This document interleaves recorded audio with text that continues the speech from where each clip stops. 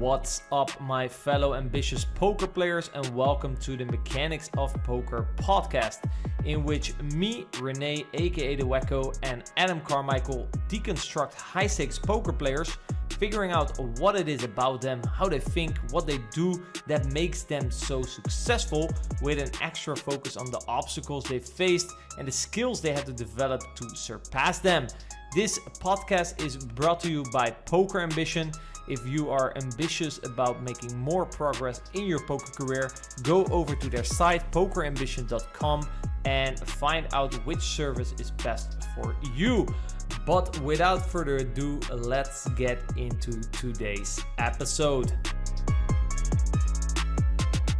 Welcome, guys and girls, to this very first episode of the Mechanics of Poker podcast. I'm Renee, better known as The Wacko Online, together with my co-host Adam Carmichael, mindset and performance specialist. And today we have a guest on, high stakes tournament player, has won various tournaments, both live and online. Dutch, goes by the name BillLewinsky, online, known as Joris Ruijs in the Netherlands. Adam, what are you looking forward to with this guest? First of all, I'm very excited that this is our first episode. Myself and Renee have been putting this concept out there for a while. We finally got round to getting our first guest. And yeah, our guest took a long time, 8 years, to go from the lower stakes through to the high stakes. So I'm really intrigued to know what obstacles he had to overcome on that journey. From a mindset perspective, I want to know what skills, mentally and performance-wise, he's had to develop to get to the top. And yeah, he's a very smart guy. So I'm looking forward to picking his brains on some topics and seeing what lessons we can distill in a very coherent and usable way for the audience. So how about you, Renee? What are you interested in? I'm very curious, especially in terms of how he approaches poker, right? I mean, I'm a poker player myself, so that's naturally what my curiosity will lean towards. Seeing what kind of things he tries to do in order to stay ahead of the competition, how he approaches studying the game, all these kind of things. So I would say, without further ado, let's bring Joris on. Welcome, Joris, to the first episode of the podcast. Thank you. Good to have you on. Couldn't have wished for a better first guest. You were number one on my list, so very happy that we could have made this work. I'm just gonna start straight off. I'm curious, as you mentioned to us before we started the recording, that basically before poker you were already into playing like strategic games and stuff. Could you maybe elaborate a little bit more on that to the audience? I mean, like the strategic games are always like a fun thing to me. Like, I mean, like sort of at the launch of the internet, you would have like a lot of these sort of really geeky text-based games. And like it's really hardcore nerd stuff. Like I don't know, like the RuneScape, and I would just be in love with computers from a very young age, basically. And the strategic games were like a sort of a way to spend like a lot of time behind the computer and play around with numbers a lot, which I seem to enjoy. And so yeah, then I became quite good at that stuff. I don't know why, just like a large time investment, I guess, and just having like a natural good perception of numbers. So I used to play that a lot before I found poker playing. A natural good perception of numbers. Mm-hmm. It's definitely a skill that you've probably managed to transfer into your poker career, I assume. Yeah, of course. Like, I mean, it's not that I'm like a math genius or anything. Uh, it's it's hard to describe, but like if you ask me to give like an estimate of something, say how many windows are there in New York or something like that, like just a really big abstract numbers question, I would come up with a pretty decent answer. How many windows are there in New York, Joris Ruijs? The audience wants to know. I mean, I would have to have a bit of time to do like a proper calculation, but I go like, all right, there's what's there, like 14 million people in New York. So you go like, how many windows does an average house have? Well, I'd say about, like New York, there's small apartments, so I'd say about 4 to 5 average, because there's like a lot of houses with just one window, and then a couple of houses with a bunch of windows, of course. So yeah, I'd say somewhere around 80 to 100 million windows. All right, you heard it here first. 80 to 100 million windows in New York. So taking this skill for numbers, you were already playing a lot of online games. Then you got into touch with poker at some point. What was it then about? I assume that then it was like, okay, the games were kind of taking a second place and you were starting to play more online poker. What was about poker that was so much, I would say, better or so much nicer to do than the other games that you were playing? I mean, I guess there was like a really fun psychological element. Also, the fact that the fact that it was for real money, it really added like some sort of extra level of pressure, extra level of excitement. This idea that nobody would like if you're playing just a regular game. I don't know if you've ever had this, but you play like a regular game with your family and two people they don't really care. Like the game all of a sudden is no longer interesting. Like if no Mhm. if not every participant is sort of trying their hardest, it becomes much less interesting. And the thing with poker is like once people put up their money, people really care, and they really really care about the outcome and the result and about playing good. So yeah, I thought that element of it was very interesting, and then of course it started making me a bit of money, which was also an interesting aspect to an 18-year-old me who was consistently out of money. like that Yeah, I mean, combination. if you were gonna get addicted to some video game, which I think a lot of our listeners, including myself, were at some point, right, in their when they were younger, it's pretty handy that that game actually earns you money instead of the opposite way around. Yeah, for sure. And that's sort of where a lot of the addiction turns into workaholism, or like being a workaholic for a lot of people is like there's like this really close boundary between uh, like if you play a lot of poker and you lose a bit of money, people will see it as an addiction, and if you play a lot of poker and win a bit of money, then people see it as like, oh, that's a real professional job, like you can actually do that. Yeah, there's a very thin line between dedication, gamble addiction, game addiction, workaholic. So you would say it determines the outcome determines the definition, basically. For society, yeah, for sure. Like I mean that's basically how society views it, I think. It's like if you're successful at something, then it becomes an asset, and if you're unsuccessful at something, it becomes an addiction, right? Mm. I think also a lot of people can relate to that. Playing poker for play money doesn't work. It's not the same, right? And that's kind of that care factor that you've been mentioning. No, yeah, unless you move up to like the really high play money stakes. Like there's like I think there's like this whole niche community of like really good players that play for play money, and they play really high stakes, and that's actually a really hard level to get to. So then people actually really care. I mean, even though it's not about money, there's like such a huge time investment and such a huge sort of status investment for them that they actually care about the result. Did you grind through those play money levels yourself to get to the high stakes play money tables?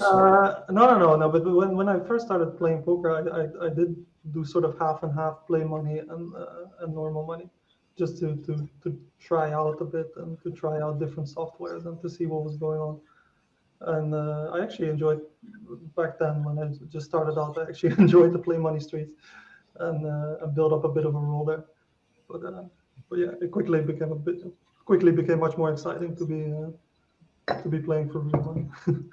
I guess when you start realizing, right, that people are the other people at the table aren't taking it as serious as you are, and you want to play quote good poker, right? And then you just people just open shove, just go all in three-way, and you're like, yeah, this is no fun. Let's go to the real money tables because at least there, the game becomes a little bit more strategic. You would Yeah, almost say. yeah. And it's just the level of excitement. It's like that's still true for me today. It's like if you play a higher stakes tournament, it's sort of more fun. It's like there's just a higher level of excitement. You sort of crave the pressure a bit. Like you sort of crave the caring about the result more and more. So like, I mean that still holds up, I think.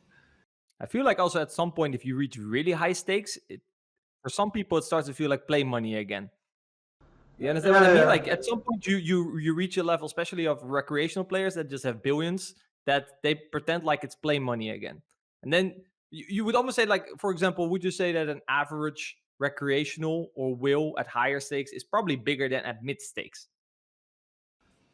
Yes and no. Like usually these people, like even if the money means nothing to them, they still really care about how they're performing, or like what sort of the result is. Like they also make a time investment, they make an emotional investment. I mean, I don't know how it is for cash, but like for tournaments specifically, like even if a guy has a really big will and he managed to make day 3, for example, he still spent like two days holding on to his stack, 2 days, performing in that tournament. So like even if the money means nothing to him, he still cares about whatever the result is of that investment. So like yeah, I mean, I wouldn't say that wills are bigger, so to say. I don't know, like that would be very nice, but I mean, they also come with like wills on higher stakes. They come with a different skill set that sometimes can make it a lot harder to play against.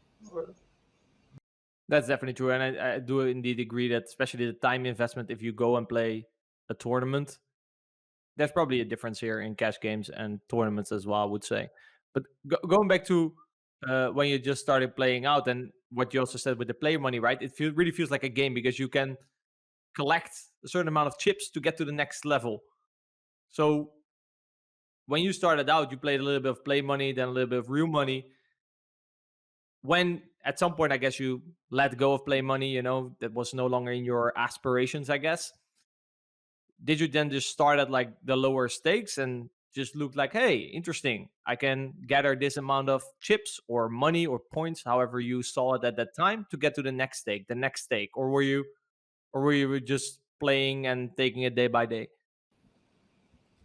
yeah, I mean, there wasn't really like a conscious plan or something. There was not like a sort of goal set out, like, okay, this is the level I'm at now, this is the level I want to reach.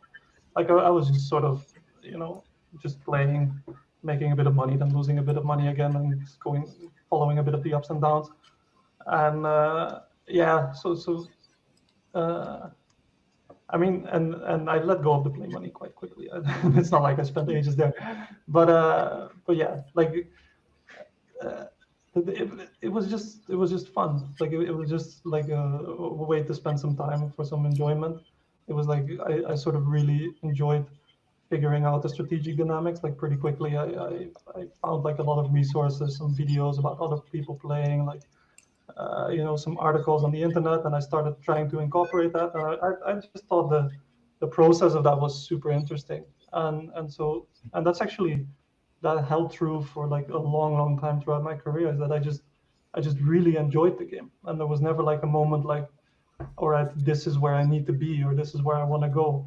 That only came in like the last few years actually, and like before a long time it was just something that I did and that I really enjoyed.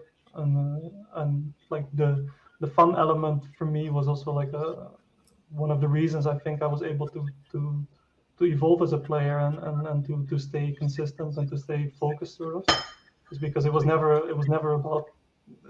totally about the money. It was always like the enjoyment of just playing was so beautiful.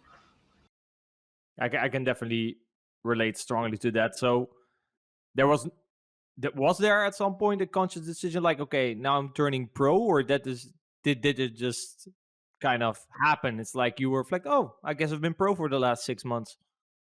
No, I mean, like there was a moment where like I finished high school. I was about to start my studies, and I was working like part-time as a chef in a restaurant, and I was spending quite a lot of time there, and actually really enjoying it. But like the hours I would not work, I would just make so much more money. So I sort of slowly phased out the the side work, and then pretty quickly after I sort of phased it out, I mean, I was playing tournaments, so I won like I had like a really big score, like a really big. Like I won like 100K in one night when my bankroll was like 8K or something, or 7K. So like at that point, it was just like, all right, now this doesn't feel to me. now there's just no sense in going back to 8 or 9 euros an hour once you have that amount of money in the bank. Yeah, especially in tournaments when you make a bink like that, you're just hooked, right? It's like, okay, this is the new reality. This is being a poker player. I'm gonna bink 100K on a monthly basis. Yeah, that was What such. was it kind of maybe an illusion that you might have, or at least if I speak for myself, especially in the beginning, it was just like, oh, poker, easy. You sit down, you make money. 100%, 100%. Like the that first bink was just such a trip because like I mean my biggest score before that was like 6K, and then I played like a Sunday and I won one tournament for 11K.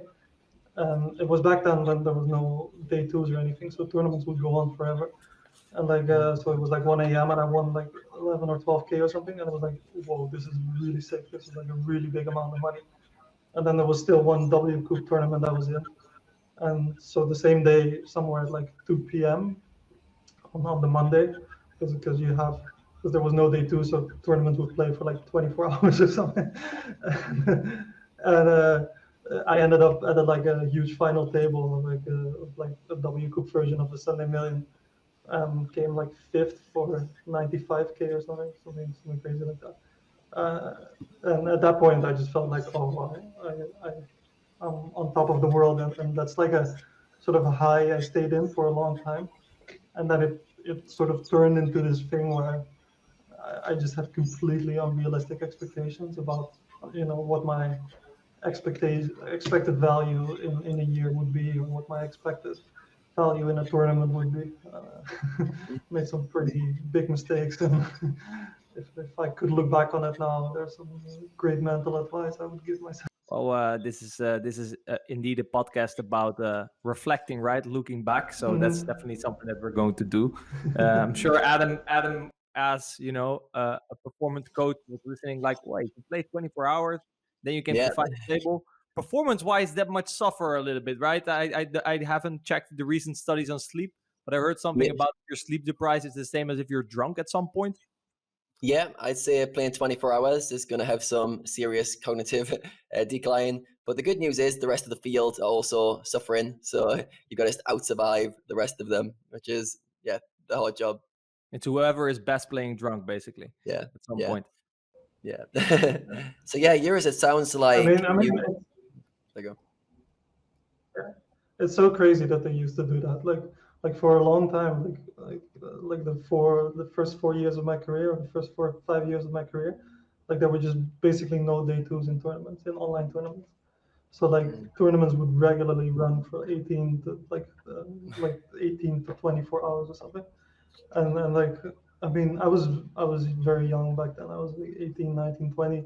So that was a big advantage for sure, is that I could just stay up all night, and you would have like these absolute meltdowns in late stages in tournaments of people just either falling asleep or just really being unable to focus or process information or anything like that.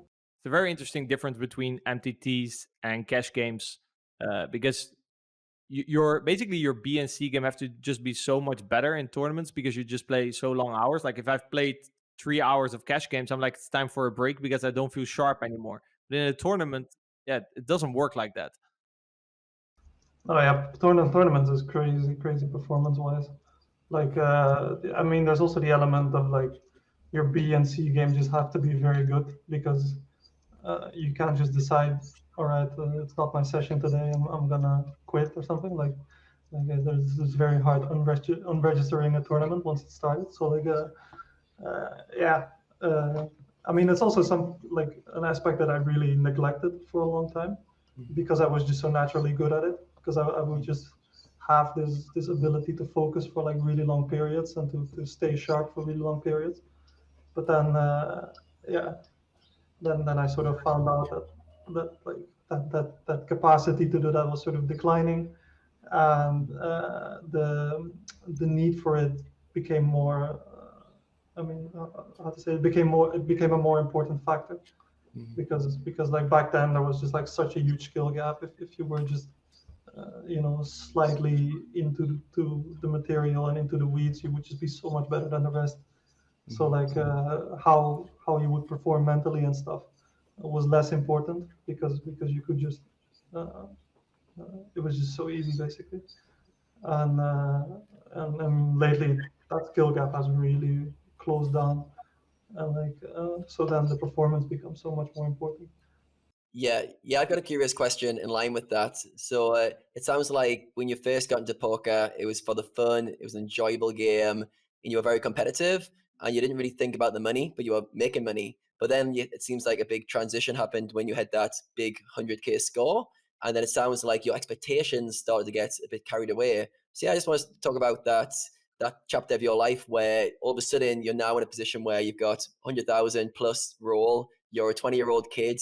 How did that change your relationship with the game, and what happens after that moment? I don't know. Like I became very competitive. Like there was sort of this desire within me to show that I wasn't like a one score wonder or something. So yeah, I started competing at higher stakes, which probably wasn't a great idea at the time, but I learned a lot from it. Actually, it sort of gave me a bit of learning money, and I also treated it like that a bit because I started playing like heads up cash a bit because I really enjoyed it, and I really enjoyed like the challenge of the one-on-one battle. Mm, You know, of course, playing heads up is very exciting because you just get to play so many hands in so many interesting spots. So yeah, I would just sit anybody at 2, 4, 5, 10, see what happens, and obviously, I mean, I didn't lose like a huge amount, but I lost a little bit back to the to the high stakes community, but I actually got in like a really decent amount of volume, which made me a lot like which made me a lot better player. That was like a huge boost in my ability and my skill. And but yeah, in tournaments there was this sense like even after the 100K, I did very well, and I think I went through like a prolonged period of like a really like a combination between like a really sick upswing and the fact that I was actually I wasn't very good, but I was doing things that were working really well against the people I was playing mm, against. Like mm, there was not like a sort of really good strategic framework, or there was not really like I didn't have like a very good sense of what poker was mm, about, or how to be better at poker. But I was just mm, doing a lot of things that were working really well.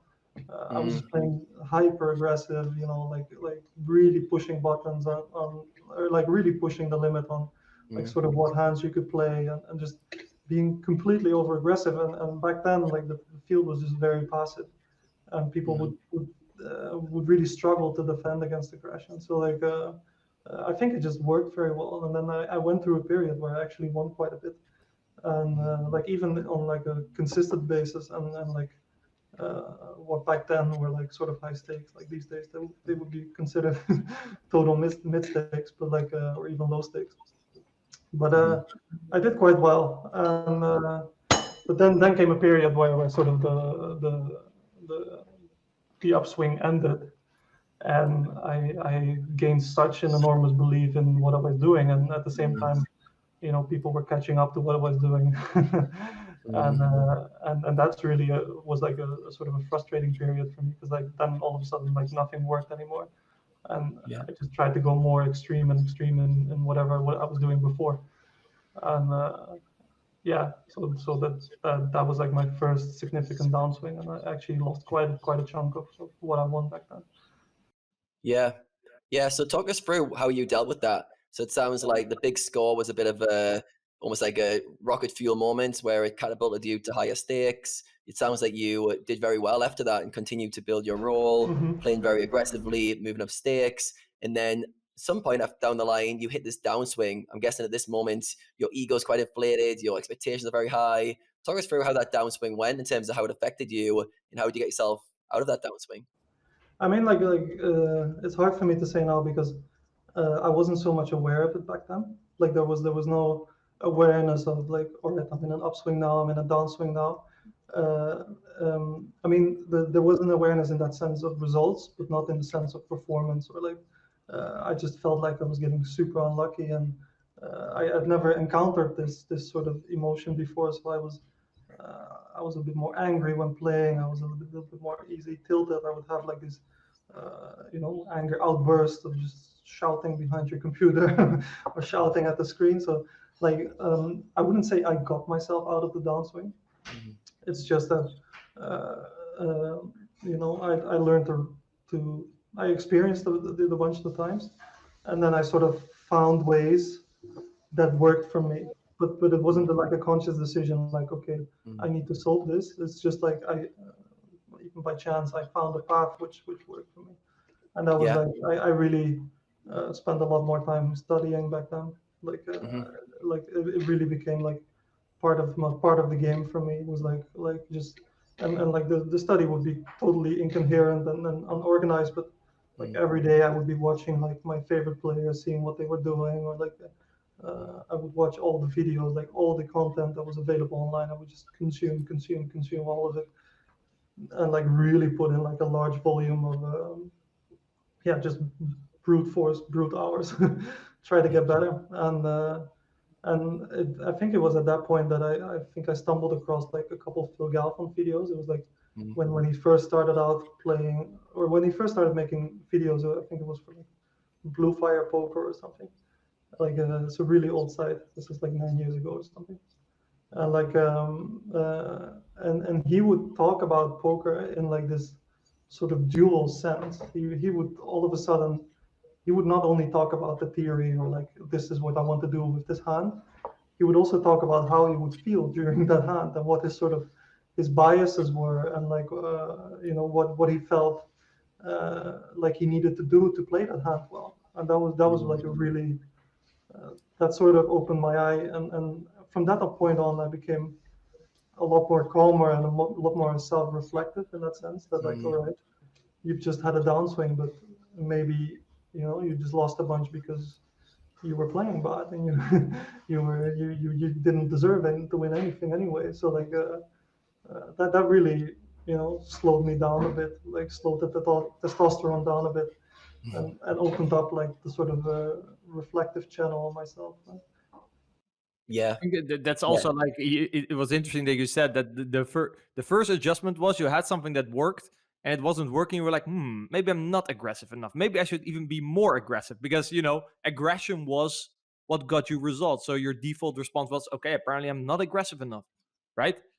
And then at some point it also sounds like that then it's like, I can imagine that if your tricks that you were doing aren't working, then at some point you also describe the anger, right? It's like, yeah, okay, I don't know what I'm doing, so I'll just get very angry, or like, what's going on? And it sounds like by watching other players, by hearing about what Phil Galfond had to say, how he thought about the game, that you were actually like, you actually could point at yourself, wait, actually maybe I'm just playing bad. Did that give you maybe like a sense of calmness, and in terms of also again more clarity, and it's like, oh wait, this is where I have to go, I see a path forward now, so it's all good? Yeah, I mean, it was a huge relief for me. Like, it took me a long time to sort of incorporate it fully. Like, it's like, it's always with these, like, you have these aha moments, but then it takes like a while to become part of your personality or part of your process. So, but that was like the first moment that really opened up to me. And like, and about going like over aggressive, like there's this hilarious video of me. I think it must be somewhere on YouTube still, or like this was all pre-Twitch, pre-whatever. Like I recorded like a session for like a Dutch poker website. They asked me like, hey, you're one of the big players from the Netherlands now. Can you, talk a bit of? Can you record your screen and talk a bit of strategy? Like basically just Twitch, but before Twitch was a thing. And I think it opens up with a hand like 4 minutes into the video where it's like first few levels of like 100 rebuy or something, and it opens up with a hand where under the gun opens. I decide to 3-bet the 6-5 off in the small blind. The under the gun 4-bets. I'm all in for 90 bigs. The guy calls kings, and I'm like, yeah, sometimes that just happens, but like very often. Like you really have to push this pre-flop aggression, because like otherwise people can just 4-bet anything, and you'll be fine. And like that was sort of like a really blasé thing to say, like, I just got in the 6-5 off for 80 bigs and it's all good. Like like sometimes when I like to remind myself, I look back at that video. And you can rebuy, right? So No. It was not in the revive period, but like it was somewhere early stages, and that's just an example of like, I would go completely overboard with the pre-flop aggression, and that would work quite well until it stopped working, and then it started really losing me huge amounts. Yeah, if you up your frequencies with sort of GTO approved hands, it's not like people are like, okay, it's a little bit loose, but but if you see the 6-5 off, you're like, okay, this guy's completely out of his mind, right? If you get 6-5 off, then where do you draw the line? Yeah, back then there was no concept of what GTO was. There were no lines, there were no boundaries. It was like, oh, it's ace-5 suited. Okay, and it seems quite GTO. No, like ace-5 suited would be too good of a hand to do it with, because like that you're sort of wasting a hand. Yeah, you can just call, right? Why would you jam? You can just call. Like the 6-5 off, you can, If Yeah, you just get the full pre-flop, you're sort of happy with it. Like.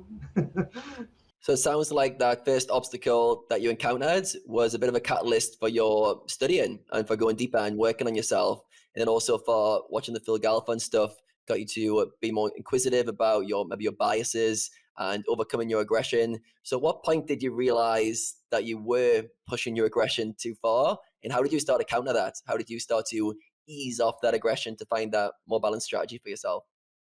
Yeah, I mean, I just became very curious. Like that was like a period where I just, I got on 2+2 a bit. I started, reading all the threads of the high stakes players back then. Like high stakes players would still happily discuss their strategy in public, and like all that resources were just, publicly available, and people would just give their insights on all the things. And then, I started posting a bit. I started writing a couple of these guys like, hey, would you be interested to look at my stuff or to study together?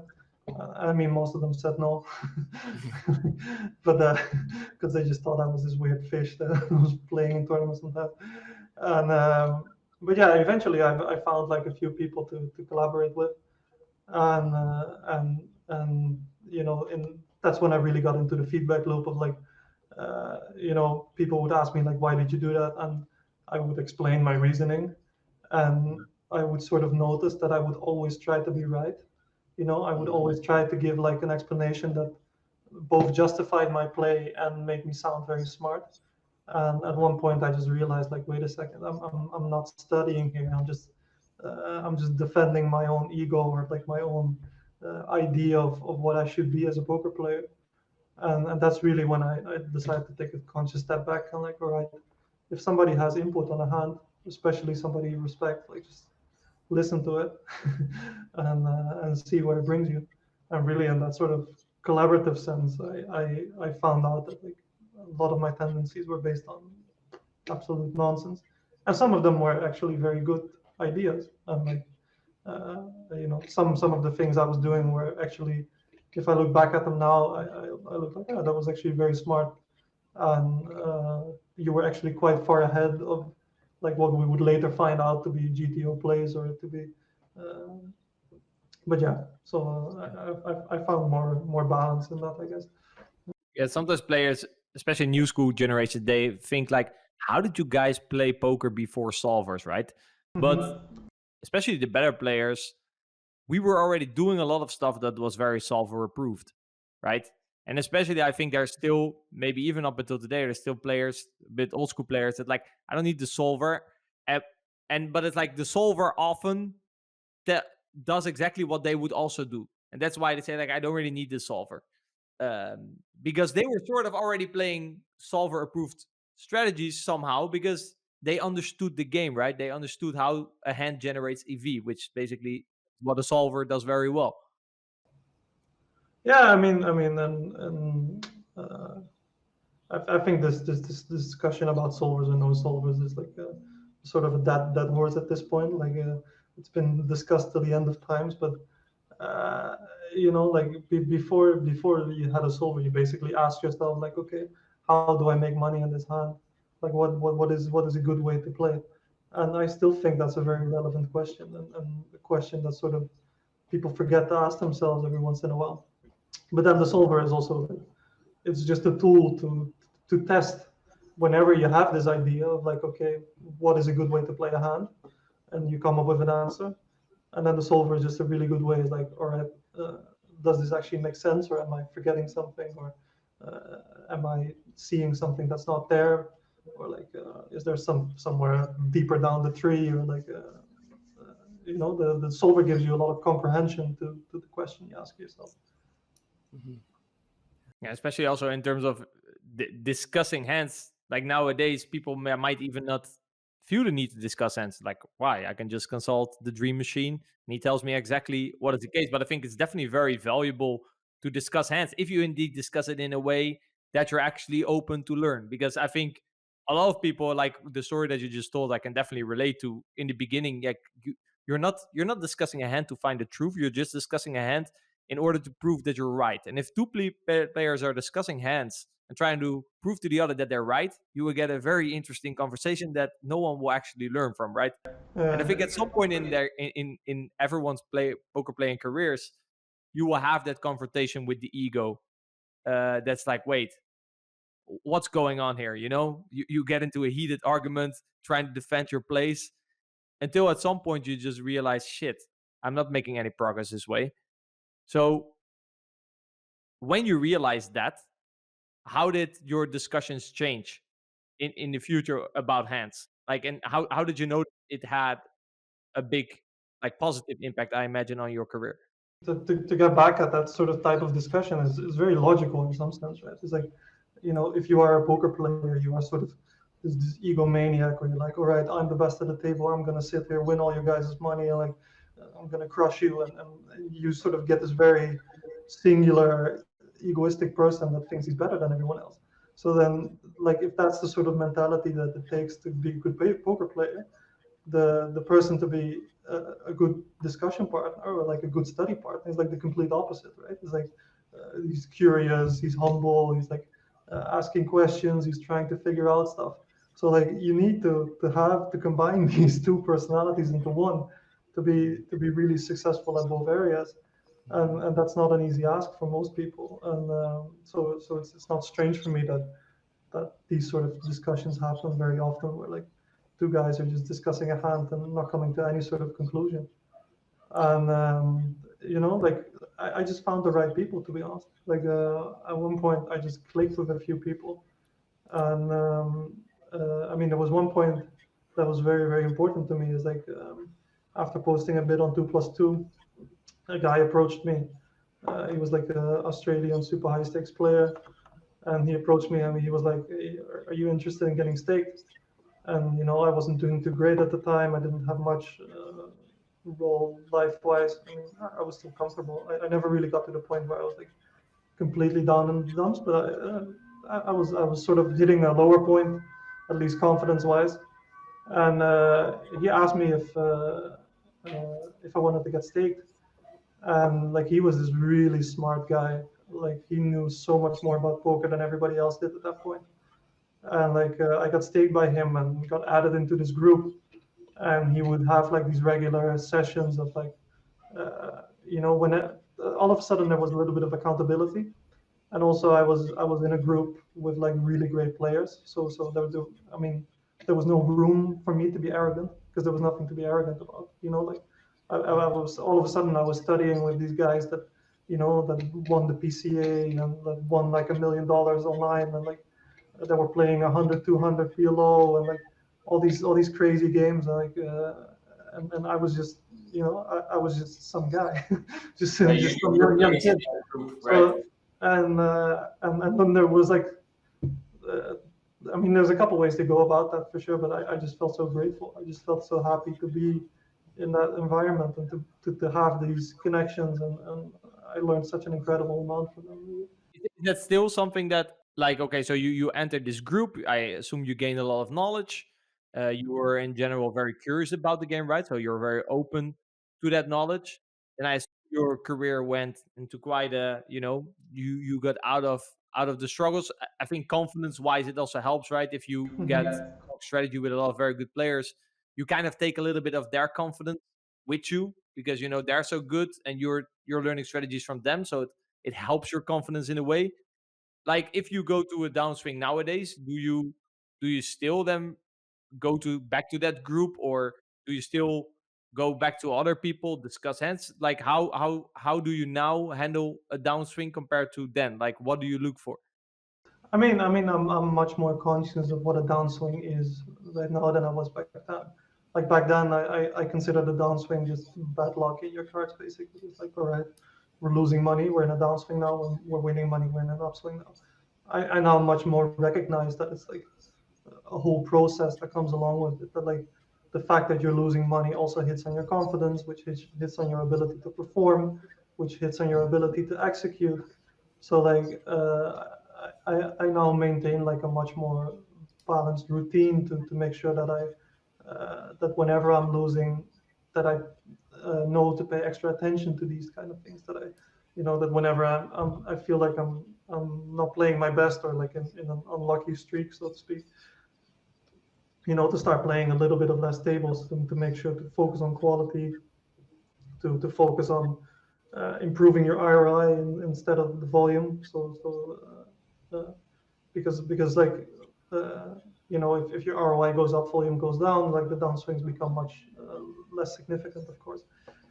So yeah, I mean these days I have like a lot of things besides talking to players or trying to improve my game that help me, and also my study routine. I mean, it doesn't really matter if I'm in a downswing or not. I just have a routine that I stick to study wise.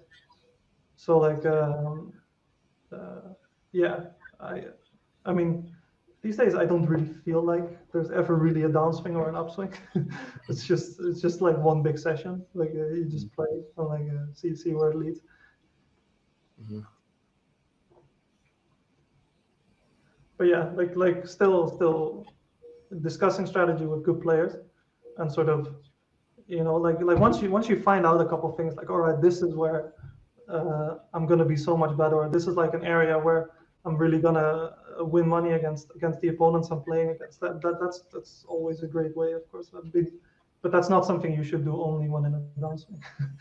So that's And that's the thing, right? I guess earlier on in your career, you do things. You're more reactive. It sounds like you were more reactive earlier on in your career, and now you just you said like ups and downs. It doesn't really matter. I just see it as a long-term session. I think also at some point, when you go with the ups and downs of poker, it can be very stressful, right? I guess at some point it's also like you have to find a way to start handling that stress. You have to change your perspective on the ups and down swings, and it sounds like you've really found it. Like it doesn't throw you off anymore. It's like would you say that an upswing doesn't anymore make you feel like you're the best poker player in the world, and a downswing doesn't anymore make you feel like the worst poker in the world? Is that like the swings just got way less? It doesn't influence you? I mean, in an ideal world, yes. Like, but I'm still human. Like, I still care about upswings and downswings. Like, it's not like I'm immune for it. It's just like the extremes are sort of less. The polarity of it is less big, I guess. But like, I mean, it still hurts losing a bunch of money, of course, and it still feels great winning a bunch of money. You still, I mean, it's very hard to get out, especially in tournaments, because the swings are so intense. Like it's very hard to get out of your own head and say like, all right, I just won like such a huge amount, but I'm not the best player in the world. I'm just the same guy that I was before. Like, or like once you get crushed for like a streak and like you just feel like you're making the wrong play every single time, and like everybody seems to, you get this voice in your head like, are they recording my screen or what's going on? Like it impacts you. I mean, I think anybody says anybody that says that it has no impact on them at all, especially in tournaments, I think is lying. It has to be. It's either lying or they're unaware of their own inner workings. But like, but yeah, but like there was a moment where I think like two and a half years ago, or like maybe 3.5 years ago, where I really made like a big jump in stakes, where I really started playing like the 10Ks online, where I bought into like a couple really big buy-in live events, and I could sort of notice immediately like my old patterns coming back. Like I was just in such a new field, and like the amounts were so extreme all of a sudden. It's sort of like this whole swing of confidence of like, all right, I'm the best, I'm the worst, it came back it a while, but it came back by when I really started to enter like the super high stakes. So I mean that was definitely an interesting experience. Would be one of these, you said you fall into old habits. How does that translate into in terms of what you do, but also in terms of, I'm very curious technically as well. What would you say is like a typical C game habit for you? Do you reverse back to that aggression that you mentioned very earlier on in your career? Do you go hyper aggressive, or? Yeah, that's one result of it. Like sort of the big one is entitlement, I guess. I just feel like I'm supposed to win every hand, or like I just feel like I'm supposed to get a result in sort of every tournament that I that I play in, and that makes me, sort of push the or like sort of push the buttons too much, or like I try to force the issue, and that all stems from entitlement, I think. Like just this idea that if you think that you are much better than you are in reality, is you also get this expectation of having to win much more than you should in reality. And at that point, you're just, I just sometimes get into this mode where I think like, all right, I have to do lots of special things in order to perform well, or in order to show that I'm much better. Whereas like, I mean, a lot of MTT poker, at least, especially at the higher stakes these days, is just like playing a little bit defensive, making sure that you're the one not making the mistakes. And like it requires like a lot of patience and some humility in some sense. Like when I'm playing my C game, or yeah, especially C game and lower, I guess, it's like that entitlement ramps up, and like sort of the patience and the humility goes. Like, Yeah. So when you noticed these patterns coming back when you started playing high stakes again a few years ago, how did you deal with them? So you had entitlement coming in, you had a bit more aggressive tendencies. How did you overcome those whilst there's high stakes poker on the line and there's lots of money involved? How did you work your way through those problems? I mean, like it's still something I struggle with, like every now and then. So there's not like one magic bullet where I would say like, all right, do this and you will never have entitlement again. I think like the awareness is a really big part of it. I think just having the capacity to be honest with yourself, and to really sit down and like, all right, why did I make this decision? Why did I do the thing that I did? And really, don't take the easy answer or something. Don't tell yourself I made a mistake. Really find out why you made the mistake. And to really, it's a it's a quite a time-consuming process as well, and it just takes a lot of awareness of your own mental patterns. And I mean, I also think it's great to get help in that sense, to have some sort of accountability. It's like if you explain to somebody, yeah, I made a mistake there, and somebody asks you why, and then you explain why, and then he's like, all right, but this is that all, like is that really the reason, or is there like some sort of underlying pattern here, or like is this something that comes up more and more often, or when does it come up, or why does it come up? Does it come up when you're tired? Does it come up when you're playing higher stakes? Why does it come up? Why does it only come up when you're playing higher stakes? Like this, to sort of have this person question your beliefs, feels important. And, Yeah. Yeah, I think that's a very underlooked part of poker and progression, when you have to look internally, gain self-awareness into your belief systems, your biases. A lot of times we're just blindsided to those things and we don't want to look. It sounds like for yourself, like a common theme coming through this interview is that you've always asked other people for their opinions. You've always been curious to know more answers, which first took you into your own study habits. And it sounds like throughout your poker career, you've surrounded yourself with good people, good mentors, and good advice to begin. So is there any mentors in particular, any coaches or players who've had a big impact on the way you think about poker, or been particularly helpful to you throughout your poker career?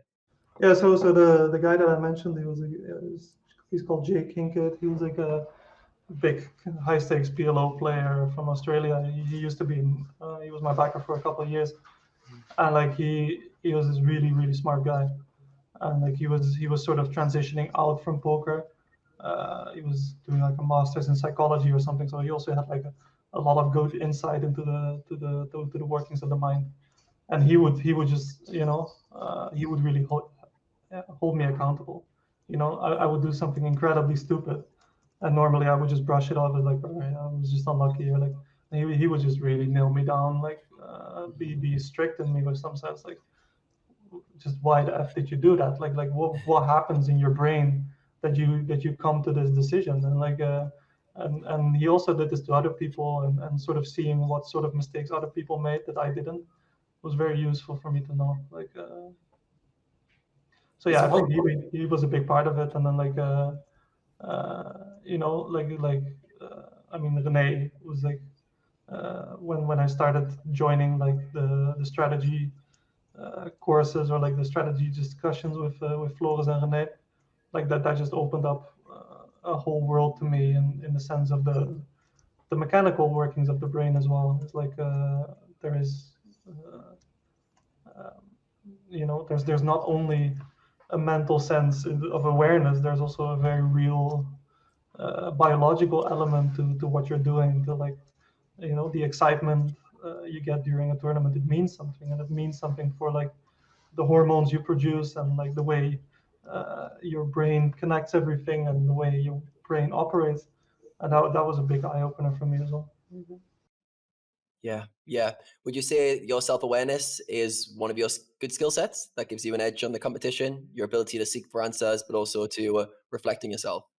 Yeah, I think I would like just the general curiosity. Like I think it's like a combination of curiosity, like the fact that I've always enjoyed playing poker a lot was like a very valuable thing, and that in combination with being very reflective, being able to reflect on myself, and also like uh, that sort of like the last few years is something I've really thought about a lot. Is like you used to have field players. You used to have players that would not play solvers, like back then when it was still discussion versus solvers versus field players. And like there's like a lot of information entering the subconsciousness, which can actually be very valuable, even from like, in like a poker game. And like that comes with like sort of big awareness.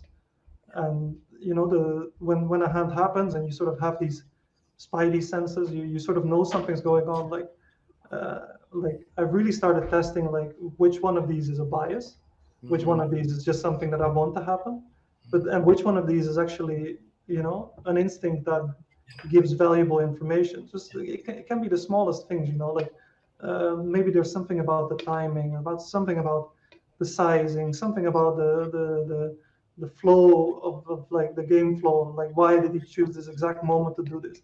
Like there's something that's very hard to quantify, but at the same time it gives a lot of information. And actually that voice is pretty, if you have a good voice, like if you have a good intuition for these kind of things, it makes sense to start listening to that a bit. But at the same time, you have to be very careful with it, because like the boundary between that sort of information and just creating like a huge bias for yourself is very thin. Yeah, so I think Yeah. you almost say that nowadays, maybe you went through phases in your poker career where you would just shut the voice down or listen too much to the voice, and it sounds like you found kind of the sweet spot in keeping the door a little bit open, listening to what he has to say, and kind of filtering out the noise between what is actual valuable information, right? It's probably also something that you feel like it's a gut feeling.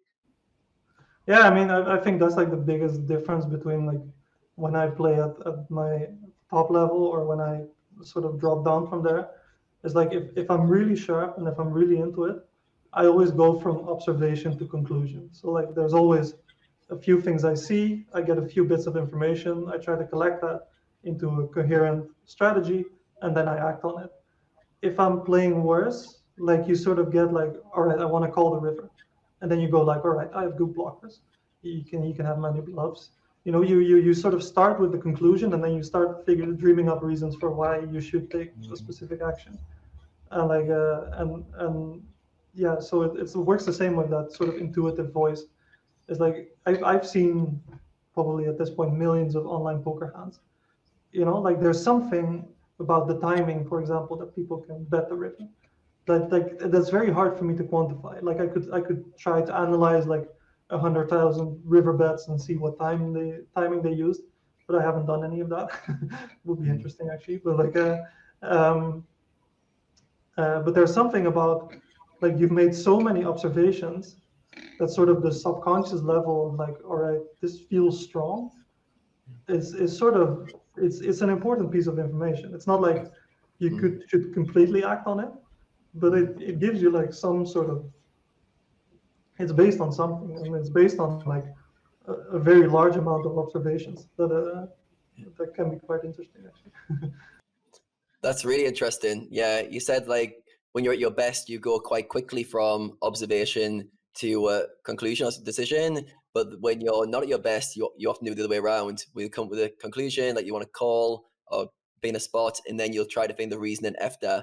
So yeah, it feels like for yourself, you would define yourself as an intuitive player. Is that right?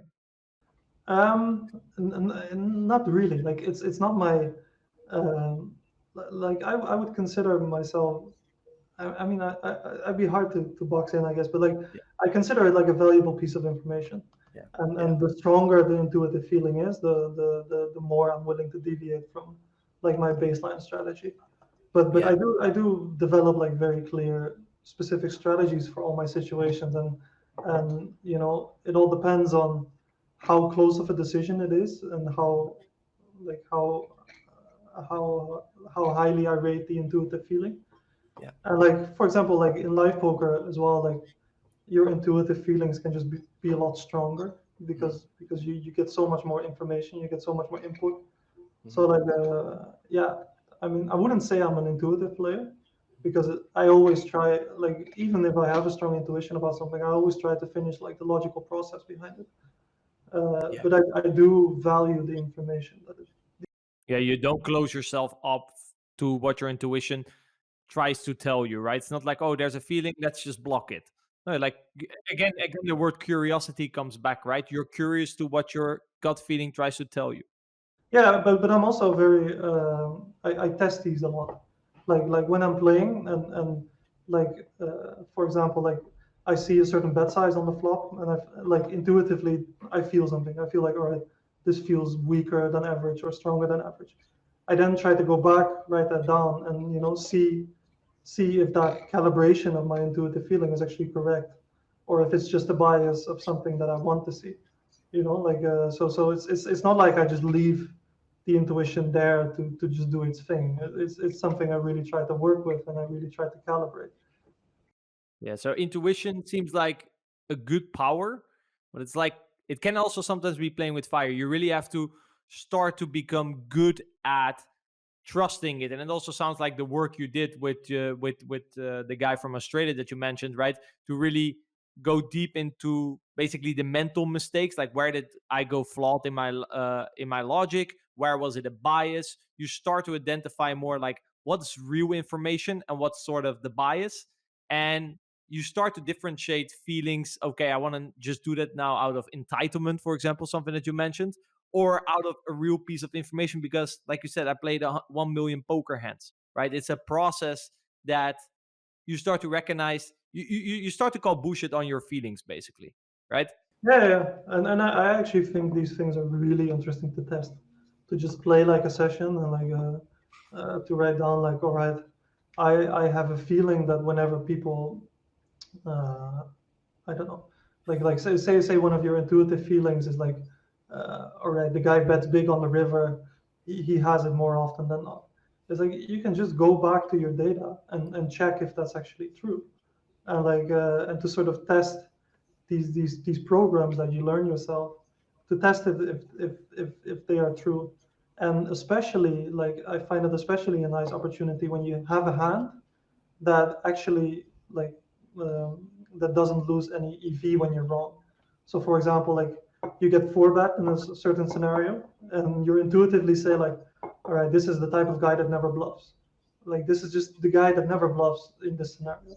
Like that's an intuition. That's like a feeling that can come up. Like he's really strong. Yeah? Like some guys will four bet bluff, but this guy is just not one of them. Is you like you test that sort of moment, yeah, like instead of just automatically going all in with your aces, you go and ask yourself, all right, is this a guy who I expect to just never fold, to just have a bluff here like once in a blue moon, like once in 80 times or once in 70 times. And then if you 5-bet jam and the guy folds, you go like, all right, maybe that sort of intuitive feeling was not completely correct. Like you can sort of and you're making a lot of money anyway because you're 5-bet jamming aces into a tight player. Yeah, but there's also like an opportunity for learning, and Yeah. so that's like an amazing place to be. It sounds like you're in the process of making the unconscious piece of information, which you labeled also as your intuition. You take that intuition and try to make it conscious. Like, interesting, I feel like this spot is strong. What is it about the texture, maybe the stage in the tournament, maybe the stack sizes? And then I think it's very valuable then if you can make that information conscious. Then next time when you play your B or C game, what you said that sometimes that intuition maybe less sharp, and if you made your intuition conscious, you can implement it in your B and C game as well. So basically you're progressing as a player. Yeah, for sure, and it's also just a lot of fun actually. Like It is a lot of fun, right? Because sometimes you also just call bullshit, like, oh, apparently I was wrong. yeah, it's like an extra element to your game as like a piece of self exploration. Like how do I work? How does my brain work?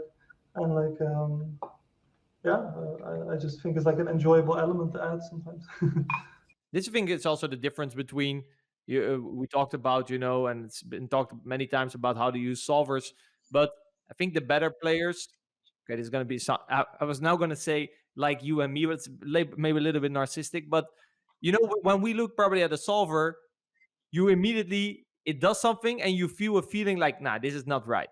And then you kind of go through the tree and you say, yeah, okay, I understand what you're doing because this is going to happen, but this doesn't happen in practice. Then obviously you can go out test if that's literally the case. But I think a lot of strong players, they have that intuition when they look at a solver, and it makes it easier for them to kind of dodge the classic solver errors, basically. Yeah, I mean, like there's also this group of guys who are just really proficient at following the solver and just they just have really solid fundamentals and like they're very unlikely to make a mistake and they sort of follow the play of the solver like very closely, and these are just very good players.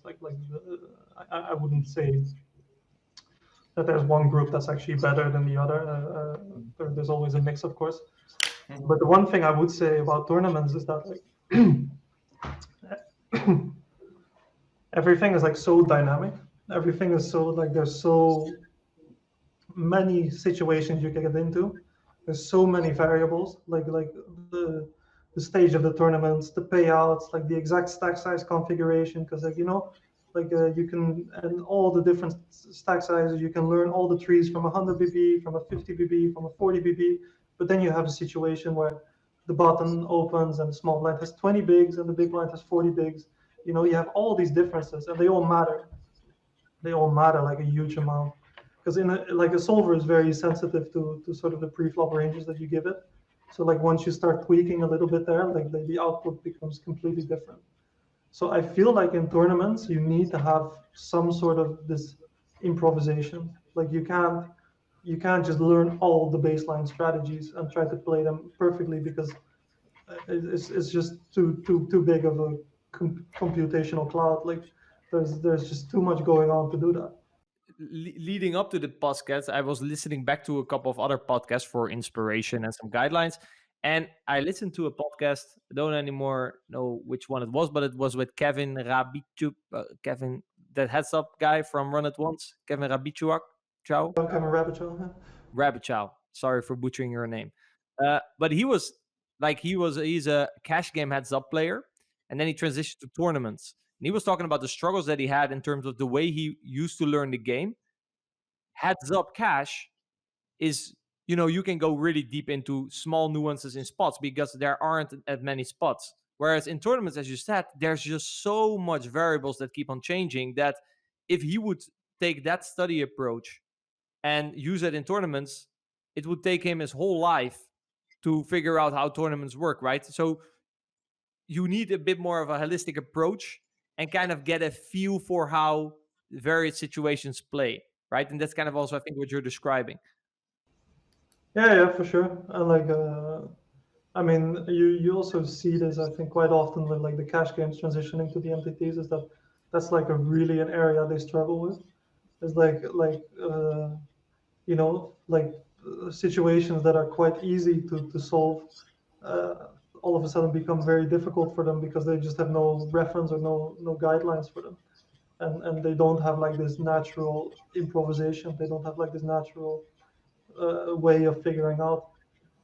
And so yeah, I mean, I still think the systematic solver study is very, very important, and it's very, very useful. But to be in the illusion of just being able to execute all of those strategies whenever you need them, to be like, all right, I'll just open up a file like hijack versus cutoff, 30 BB, like near the bubble. I just know what to do. I mean, I just don't think it's realistic. But maybe, I mean, you always have to assume that There's always that, outliers, right? that you're competing with very smart guys. Like maybe there's like a couple of guys who have like, I don't know, this really sick chess player's memory that they can just navigate this, and that they can contain all this information within their heads. I just found out for me that like it was not a very realistic thing to do. No, I mean, the way we approach poker, I mean, obviously we have discussed poker many of hours, and we're both big fan to to find the mechanics, right? To stay within the line of the name of the podcast, try to find the mechanics and the differences, how certain spots work, and kind of from there use your intuition. Now, this is a spot where usually this applies, and then kind of see what the small variables are and try to figure it out. And I guess it's also the more variables are, the more you should try to let go of making the perfect decision. I think that's probably something that they then struggle with as well. Just dealing with the fact that you cannot make perfect decisions because of so many variables. I would say that it's a spot that I would struggle with as a cash game player going to MTTs. Yeah, and I mean, I also think like whenever people play some sort of strategy that's very close to a solver, they expect to make a lot of money. And then when people start making mistakes, they expect to be making a lot more, even a lot more money. And like that's not necessarily true, especially in tournaments where like like you could be doing something very solver approved in an ICM scenario, for example, and still lose a ton of money just because of the response of your opponent. So you really need to be aware of like what sort of factors influence your decisions there. Mm-hmm. So given the way the game plays, it's just being quote quote GTO punishes you a little bit more than in cash game because of, for example, ICM considerations. Yeah, I mean, a good example of that I always find is like if you're playing a satellite, and I don't know, there's 5 people left, and 4 people get a ticket. Like satellite is sort of the most extreme ICM scenario you can get into. It's like if you are second in chips, and the big blind is a chip leader, and he's like a huge whale, and he's going to make super loose calls, and he's just not going to respect the fact that he doesn't need to win the tournament, but he can only win a ticket. That's actually bad for your EV if you are out of position against this player. So he's going to make a lot of mistakes against you, yet it hurts your expected win rate in this tournament. And that's in a lot of tournament scenarios where like like the people who are not in the hand, they have an opportunity to make money. So like whenever there's 2 people entering the hand and one person makes a mistake, which ends up to both players busting more often, for example, that's not good for the play. Like he's making a mistake against somebody, but the player he's making the mistake against is not the player making the money, but it's actually the other people at the table. So like if you then go to this like solver mindset, like all right, whatever I'm doing in the solver is good. You're just not seeing the whole puzzle. Like. That's, I think, very interesting. I remember once you told me about a hand. I think it was in a seminar that we gave, where you actually folded the hand that's normally being played. So you folded the hand to get out of the way because you figured the players behind you would make bigger mistakes if you would go out of the way than if you would play the hand. Basically, I thought that was for me that was mind blowing. Like, what do you mean? We have a great hand. I just look at my hand. Can I play my hand? But you threw your cards away. The guy made a mistake, right? Rejamming, I think. A way to lose of a hand, and you make money by doing nothing. Yeah. I think it was in one of the seminars we did, but like basically inducing situations in which people bust very frequently, especially if you have people that are likely to bust too often, or like that are likely to take too big of a risk, is a great strategy to make money in tournaments. It's like just go out of the way. Like the way in cash games, it always works is like you play a hand, it's minus EV, you don't play a hand, and if it's plus EV, you play a hand. In tournaments, you sort of have to outperform the EV of a fold. So like a marginal plus EV hand becomes minus EV because the threshold of what you're trying to outperform becomes higher. Very difficult at the same time. You notice that because to go back to a point you were talking about, right? You were starting to play more high rollers, and you talked about that people. When we talked a little bit about GTO, you said some people are a bit more defensive by nature, and from there they might they first try to defend well, and from there they might start exploiting you. You encountered, and maybe we can talk about this, like getting out of the way for other people to make a mistake. You encountered these plays, I assume, more when you started to play these higher stakes tournaments. Yeah, I mean, like the thing with higher stakes tournaments is just like you have this very uncomfortable combination of like people will just make less mistakes, so you get less of this confirmation of like, oh yeah, I played a really good hand, or like I played this really well. You just get paid less in general with your good hands, that kind of thing. And then whenever you make a mistake, like they have the ability to pounce and to really punish it. Um, um, and that's only of the mistakes you're aware of. Like then there's also this part where you also have to consider is like these people know something that I don't, or it's possible that these people know something that I don't. So I really have to watch out for that. But yeah, that's the biggest thing about playing higher stakes is like people are just gonna make mistakes less. So your own mistakes are gonna be much more costly. And that's why a lot of people sort of employ a little bit of a more defensive strategy, I guess, is because not making the mistake just becomes so much more important. Yeah, because also, attacking and going out there and trying to pick up chips, you will blunder probably way more frequently than you would do at mid stakes, for example. An exploit, a positive intention to make an exploit can blow up in your face a bit more often at higher stakes. Yeah, for sure. And there's also less opportunity to compensate for mistakes. Like say you open a little bit too wide, you could consider that a mistake, but at mid stakes you could value bet a little bit more correctly. You get attack less. You sort of have a higher realization of your hand, so like the mistake just becomes smaller. And like at higher stake, it just means like if a mistake is getting completely punished, even a very marginal mistake or a very small detail can end up losing quite a bit in the long run. So like, and also the defensive strategy is, I guess, a bit easier to play. This, What would you say was the biggest adjustment you had to make when you started to play, like you were even referring to very high buy-ins live? What were kind of adjustments that you had to make when you started playing higher, and were there also some adjustment in terms of high stakes live and online? Was there a difference? no, I mean like the fields look pretty similar in those, I guess. Like online, it's like online you get a little bit less of the huge high stakes whales, I guess. Like they just show up for like these really high buy-ins less often. But yeah, like I mean one of the big mistakes was that, or like one of the big adjustments that I made was like I couldn't just assume people would make mistakes in certain spots. Like I sort of had like a lot of like a big subset of tricks of things that I knew worked, and sort of situations where I could up the aggression a little bit, situations where it made sense to downplay the aggression a bit. Um, and what I've straight away noticed in the higher stakes was that people started exploiting that, and that people would put me into situations which I hadn't encountered or which I didn't really consider. I would start checking backhands on specific boards, and I would all of a sudden face sizings that I didn't have like a coherent strategy against. And so yeah, that was definitely a big adjustment. Is that you sort of have to be wildly prepared for anything that happens. It sounds, I get a deja vu from earlier in your career, right? Where basically also you had a set of tricks, which was to be very aggressive.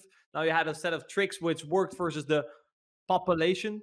But then again, you were now suddenly playing high rollers, which I guess is a different population on its own, right? A lot of the players that form a population weren't playing these tournaments. So you kind of had to start over again. But in the same time, last time you learned a lot from it as well. What were the things that you then learned from, taking these shots at these highest stakes, right? You already mentioned you were very competitive and you were in generally curious. So what is the thing that you learned the most? Yeah, I mean, like it sort of entered like a chain of events for me. It was like I played some of the higher stakes tournaments, and then it had such like the fact that I wasn't performing as well as I thought I could, combined with the fact that it was having like a lot bigger mental impact on me than I expected it to have. Yeah, it really sort of started like a chain of events where. Like even I had to quit playing poker for a while just because I hit a burnout and it was affecting me so much. So like the thing that I learned from it was like that it that I don't necessarily need to play them. Like for me, it's like sort of an open question at this point, where like I would like to compete, but it's no longer a necessity. And like when I feel like I'm in a good place to compete, I will. But if that place, if I never reach that place, I'm also at peace with that. It just got to the sense where like the competition felt so fierce and the pressure felt so high that I wasn't really sure if that's what I wanted. So actually, because you mentioned before as well, right? The competitiveness, it was like, yeah, I have to. I think you mentioned that like you felt like you had to prove yourself there, right? You had something to prove. You had to play high stakes. Because you're Ruijs. That's what you do. You're a high stakes poker player. So would you say that experience learned you to reflect a bit more in terms of, okay, why do I actually have to play high stakes poker? Do I have to play high stakes poker? Is that what I want? Is it in line with my goals? Yeah, I mean, again, it was never really like a money thing. The high stakes. It was not like, all right, I've made this much money now. I got to play higher to make even more money. Like that was never really one of the considerations. Like it really came from a competitive element, but it sort of led me down to a tunnel where like I was feeling like I was playing so high that I had to perform so well that I was just loading up so much pressure on myself. And like I just went to my old patterns where like all right, I want to get better. I'll just brute force hours. I'll just put in all the time. And like I was just becoming I was reaching a level of like unsustainability where like the amount of effort and time I was putting into it was like no longer sustainable health wise. And I mean that's something I'm still recovering from, but it's something that took me a really long time to recover from. That's also opened me up to the fact that like there's no the end game here is not to be Michael Adamo. Like that's obviously a end game. Like that would be a very nice end game to be in if you manage to reach that point. But it's not the only end game. It's not the only place to be. That's very interesting. So basically, you used to think that, yeah, like, okay, I have to become sort of the best. I have to compete with the best. And basically, what you're saying now, given what you experienced, you found a new definition of success for you. You could almost say, like, the popular definition of success is the players are successful who battle the highest stakes tournaments, right? And as long as you don't reflect on that question, what is success for you? You just follow the society norm. In this case, who plays the highest. So that changed for you, I would say. Yeah, for sure. And like there's also this sense where always feeling like you have to be the best is not a very healthy mindset to be in because it's a very fragile place to be. Like the who is the best is like a very very small and very heavily debated sort of group. And there's also this sense where like I sort of understood that maybe it just wasn't for me. Like maybe uh, like maybe the guys that really do well at the super high stakes these days, they might have a skill set which I do not possess, or like which I am no longer comfortable developing. Like there's really this sense of like, all right, I'm gonna sit here, play for huge amounts, and I'm not gonna let it affect anything. I'm gonna, like the sort of the tenacity and the discipline that, like if you watch one of those 300Ks, like all these guys, they are like taking 30 seconds, exactly 30 seconds for every decision. Like they give away nothing tells wise. Like they have like this complete armor of physical presence. Like maybe that's just not for me. Like, and to sort of accept that that's okay. Like um, and to accept that I no longer want to invest like 90% of my spare time into developing myself as a poker player. This is interesting. So there's like two points here. There's one, maybe they possess certain skills or have certain talent that maybe I don't have. And second, let's say there are things that I can do in order to join them on that table, timing 30 seconds for every decision. Then the question now is, do I actually want that? Like, do I have to put in such an amount of effort? Do I have to make so much sacrifice in order to get there as well? Is it actually something that would still be considered a win for me if I would do that, right? Then you might end up at the table, but you would feel miserable because of all the sacrifices you had to make.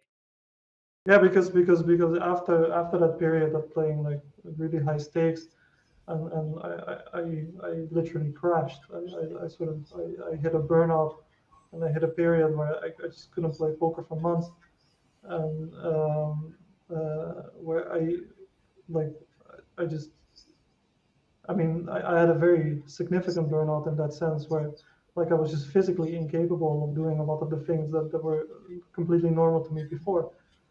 So like there was also the very realistic question is like, is this even something I can do? Like I don't know, like a professional football player that has weak knees or something. In his career at 25 becomes like at sort of this point where like, all right, he's had a few injuries, like does it make sense to continue? So there's that element to it, and then there's also the element of like, do I want it? Like does it bring me happiness? Like what is sort of the end goal here? And like I always assumed the end goal would be to uh, uh, just be the best. But Yeah. you have to be very realistic with yourself. It's unlikely that you're the best. Yeah, especially if you're competitive, right? That's just if you don't stop to think about what you want, that's kind of what you go for. I mean, this is the game you put all your hours in, so why not try to become the best? Yeah, and it's like it's sort of a trap. I feel like a lot of poker players fall into. Is like everybody's just so focused on becoming the best that nobody really accepts the fact that it's very unlikely that they'll be even close to the best. And like and that's sort of the end game for them and for most players looks vastly different than the guys who are trying to make like the actual highest stakes. So yeah, that was a very interesting experience for me. What were it was almost like you said that you also got physical responses. So it was like your body at some point he gave basically you had some time to make up your mind, but you didn't make up your mind, and then at some point your body just said, "Hey, listen, man, if you don't make up your mind, then I'll make it very clear for you. We're not gonna do this." Is Yeah, that so I made up my mind in the sense that it was something that I wanted to try, that I wanted to try to achieve, and then the body just said no. It just said a big no, like just pulled the brakes and pulled the brakes really hard. Like I remember that period where like if I look back on it now, there was like a couple red flags and a couple warning signs. But Yeah, I'm very curious. Like, what are the signs I mean, the warning signs are quite different for everybody, I guess. But if you have this feeling that you just need one big score to get to the success that you require, like that's sort of a big warning sign that like, all right, you're sort of hopefully projecting like almost with like a gambler's attitude, like, all right, if I just make this one bink, then like all of it will be okay. I mean, if you're just physically neglecting yourself. which often happens, right? a lot of time into poker, you feel like, oh, I need to study more, play more. Yeah, if you notice the quality of your sleep going down, that's like a huge warning sign. If like if you are taking a shower or walking in the park and like it's just hand histories like flashing through your mind like constantly, like then there's a point where you're not thinking about the poker strategically, but it's just it occupies so much of your brain that it just can't do anything else but sort of repeat those Shut down. images to you. You were mentioning like you then want like a big score. What then is it about that big score? What is the big score going to give you? Yeah, usually people think of like, all right, then I'll have the bankroll to be completely comfortable and to be completely happy in those games. But it's all a pipe dream, of course, because there's always a higher game to play and there's always a bigger tournament to play. So like there's always more action to get. So like this mentality of having a big score, like often people relate sort of their struggles to their current situation.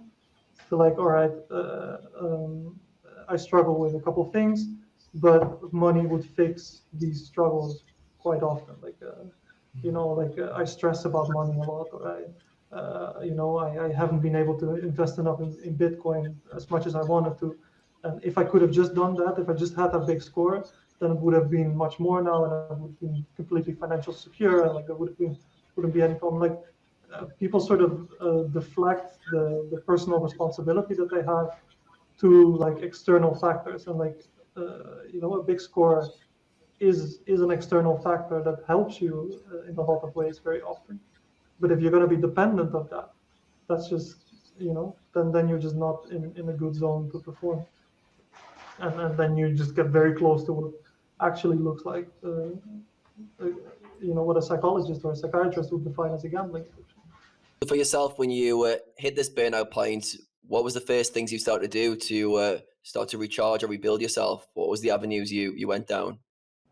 Well, I mean, like, it was a very interesting period for me. But like, to be honest, the first few, like, I hit the burnout, and the burnout looked like just constant panic attacks, just like having very poor sleep, just being completely out of any sort of physical comfort.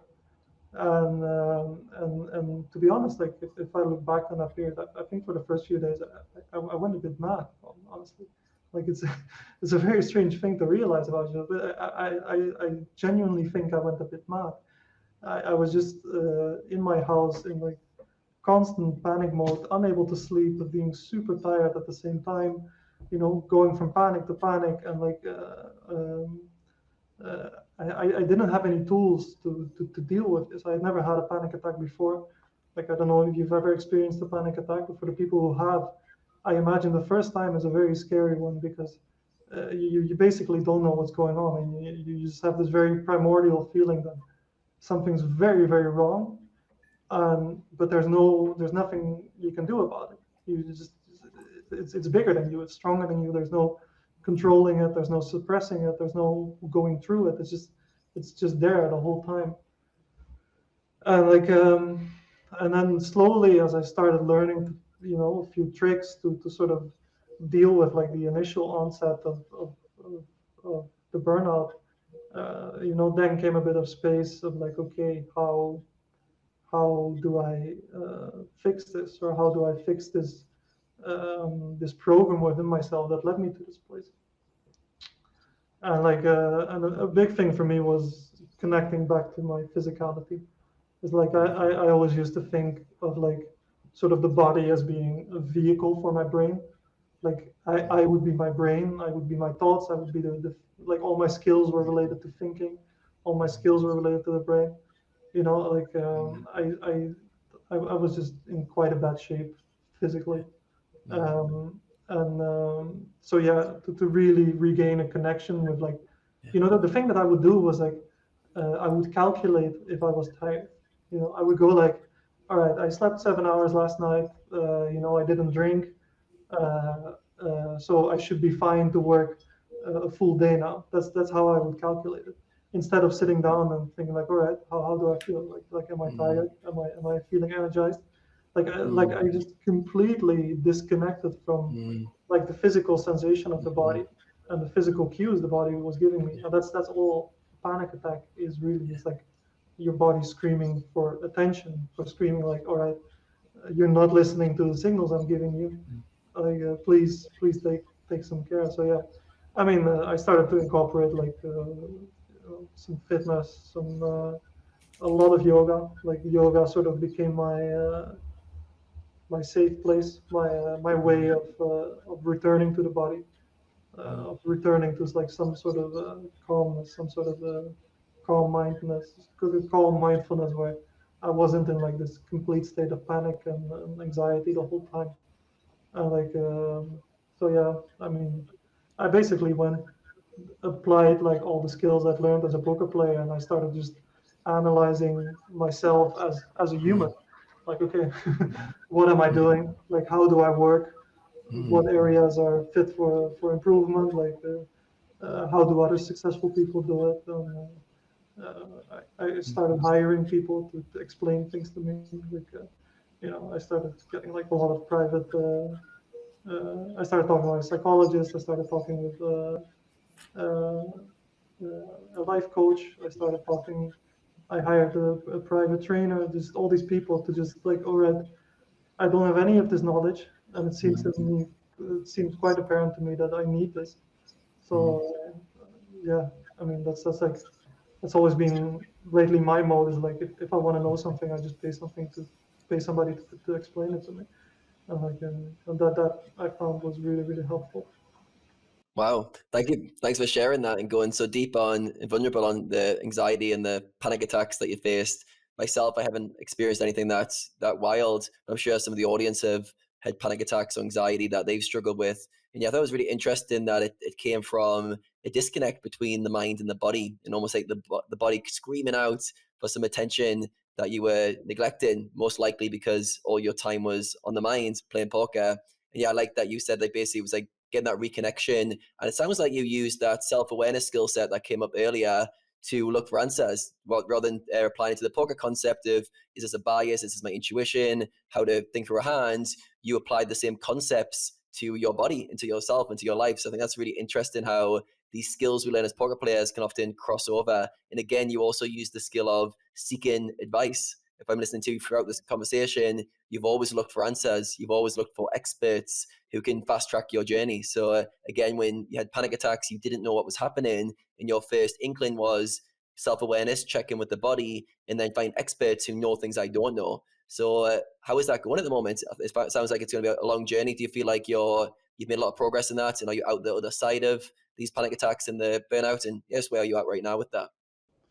Yeah, I mean, like I would still say I'm somewhat in the recovery phase. Like, I mean, the period that I talk about right now is like the last 1.5 year. I've sort of like a year and a half ago was sort of the moment where the burnout happened, and then like I spent a few months just being unable to do any sort of poker related thing, just because like any sort of work I would do would just immediately activate like all the circuits and would just send me like down into a spiral. So I had to be really careful with that because like the burnout I had, I mean that's also what they've told me professionally was quite severe, and I think one of the reasons, and that's also like one of the reasons why I wanted to share it is like I feel like a lot of poker players are sort of close to this moment, and especially right now with like the pandemic and like all that's happened the past 2 years, like the stakes becoming so high and the competition becoming so fierce. It's like uh, if you watch these super high rollers and somebody busts and gets like a really bad beat and they just sit there and they just take it and they just they don't flinch, they don't, like, I always used to think of that as like a really impressive thing, and that's something that I tried to emulate. It's like whenever I was playing live poker, I would just I would get a beat, like somebody would make like a really bad play against me, you win a huge pot, you make a huge suck out, and I would just sit there and take it like a champ. But actually, that's a very unnatural thing to do, and that's like you're pushing down, you're suppressing all the emotions because like it means something to you, like it sucks getting a bad beat. Like if you're playing a live tournament, you've made 3 days of investment in that tournament. You're on the end of day 3, and somebody just punts to you and wins. That it feels really unfair, and you can be quite angry about that. But like the person that jumps up and starts shouting and cursing at people, you get like a Phil Hellmuth style where like I'll burn this place down and whatnot. It's like that's actually, I'm not saying that's a great reaction, but it's a very natural one, and it's sort of a natural way for your body to release Yeah. that sort of stress and anger that it's feeling. And what I was doing, I was just bottling it down without finding like an appropriate place for expression for it. So yeah, like that's something that I would really like to tell people is like if you have this feeling that you're suppressing these kind of things all the time, just because it's not socially acceptable or something, like find an outlet for it, because it's really important that it doesn't build up. And Yeah. and where I am now is like I feel like I have a good handle on it. I feel like I have a good grip on sort of what I need to feel good and what I need to recover well. I do still feel quite vulnerable. Like I do still feel like, if I played the session for 2 days and I'm a bit more tired, I can sort of feel the tension building up, and I feel like I guess the fear of going back into a burnout scenario where your body's just not capable of functioning as you want it to. I'm not. I wouldn't say I'm past it by any means, but I do find that I have like a better grip on it now, and Yeah.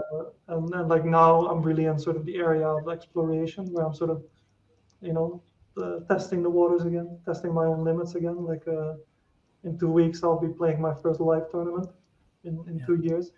That's like a really like it's a 2K in Amsterdam, and I can honestly say I've never been more nervous about a tournament than I've ever been. Like and I can get quite nervous about tournaments. Like I can get excited and I can get like, all right, this is gonna happen. But like this tournament is like a really special one for me because I'm sort of going back to the place that I was, but I'm going back as a much different person, and I don't know really how that person is going to react. And like I've also told myself, like if because like poker can quite easily trigger these kind of panics because you're playing a hand and you get like these shot of adrenaline and like somebody's looking at you intensely and you get like all confrontational and like or you feel like you make a mistake and like all of these can trigger quite strong biological systems within yourself. So it's a really big challenge for me, and I'm really curious to see how it goes. And like I've made extra sure to do my whole preparation for it, but like I'm gonna take extra rest. I'm gonna be very mindful of whatever comes up, and I've also accepted that if it doesn't feel right, that I'll just quit halfway the tournament. Like that's something that's like a realistic option for me right now, but it's something that I'm willing to try. Yeah, amazing.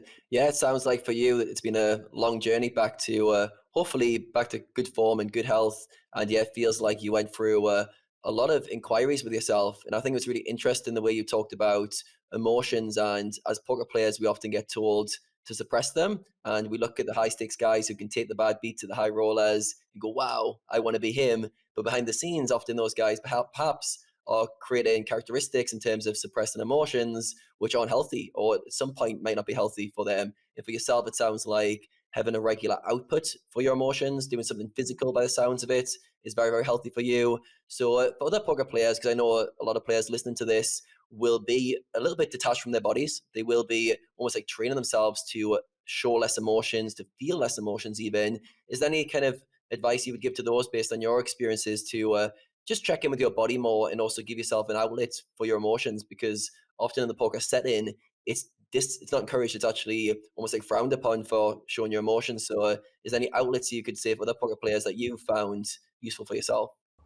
Yeah, well, I mean, like the first I would mention is like outlets that are sort of not acceptable for you. Like that's an outlet that I would use myself very often. Is like sort of like even like a mild substance abuse. Like I would go on and off about smoking cigarettes for years. Like I had a really hard time quitting, and I had a really hard time quitting because I didn't understand why I was smoking cigarettes. And it's like, if you smoke a cigarette, there's nicotine in there. There's like a way of breathing consciously. Like even if you're breathing smoke, it's like it's almost like a breathing exercise. And like smoking is a way to calm the system down, to calm yourself down. But yeah, it's obviously not a very uh, it's a great solution in the short term, but it's a terrible solution in the long term. So like if you ever notice yourself that you sort of need these things to unwind to compensate for the fact that you're suppressing these emotions, so like it can be like weed, alcohol, or gaming, or like even if you feel like every time you feel uncomfortable you need to look at your phone or something, like if you have that sort of patterns within you, I would say that is something that's very interesting to explore and to try and substitute those patterns for something healthy, for something fun, like like if after every tournament you go kickboxing, like that's a great thing to do, I think. Like or if that's not your like, you also have to find out a bit like what sort of emotions you're suppressing, because some people have more anger, some people have more sadness, some people have more some people have so much elation and excitement when they're playing that that's the one that they're suppressing. So you kind of have to figure out how you work yourself first, and then find like an appropriate outlet. So like for me, that's yoga, because like the thing that I usually suppress the most is sort of disappointment and sadness. And so like yoga is like a really nice way to not completely drain yourself, but at the same time, up your hormone level a bit, up your natural baseline dopamine level a bit, to just feel comfortable within the body. It's a great way to relieve stress. Like stress builds up in the body, like if you don't release it. So like, yeah, yoga was a great one for me, but uh, honestly, I think there's a million things to do. But the most important thing is to try and do the research first. Is like, okay, what am I suppressing, and what is it that I'm looking for? Yeah, it's very interesting. You also mentioned that I thought it was interesting when you mentioned that I slept 7 hours, so I should feel great, right? You let your brain decide if you were feeling great. And that's indeed like one of these skills, right? That you sort of develop in poker. Like, I don't listen to my emotions, I don't listen to my body. That at some point you indeed become so disconnected. And also in terms of suppressing emotions, I mean, I have a Latin American wife who's very emotional. And then I think a lot of poker players can relate to this, right? That then a lot of the skill sets that you build by becoming a good poker player don't necessarily transfer to having a emotional, loving relationship, for example, right? And it sounds like, again, the disconnection with your body, not reading the signs because you're just blocking it, is definitely one of these sort of negative effects, or that can come with becoming a successful poker player.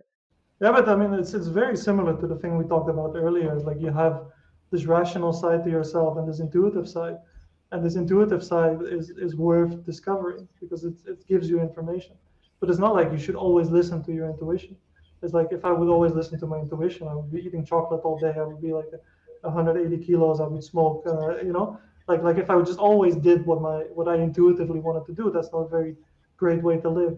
But at the same time, there are nuggets of information there. There is important stuff there, and the trick is to create like this sort of symbiosis with yourself, in which you know what your biases are, you know what your standard patterns are, but you also know what happens when when something valuable is coming through, when some valuable nugget of information enters the system.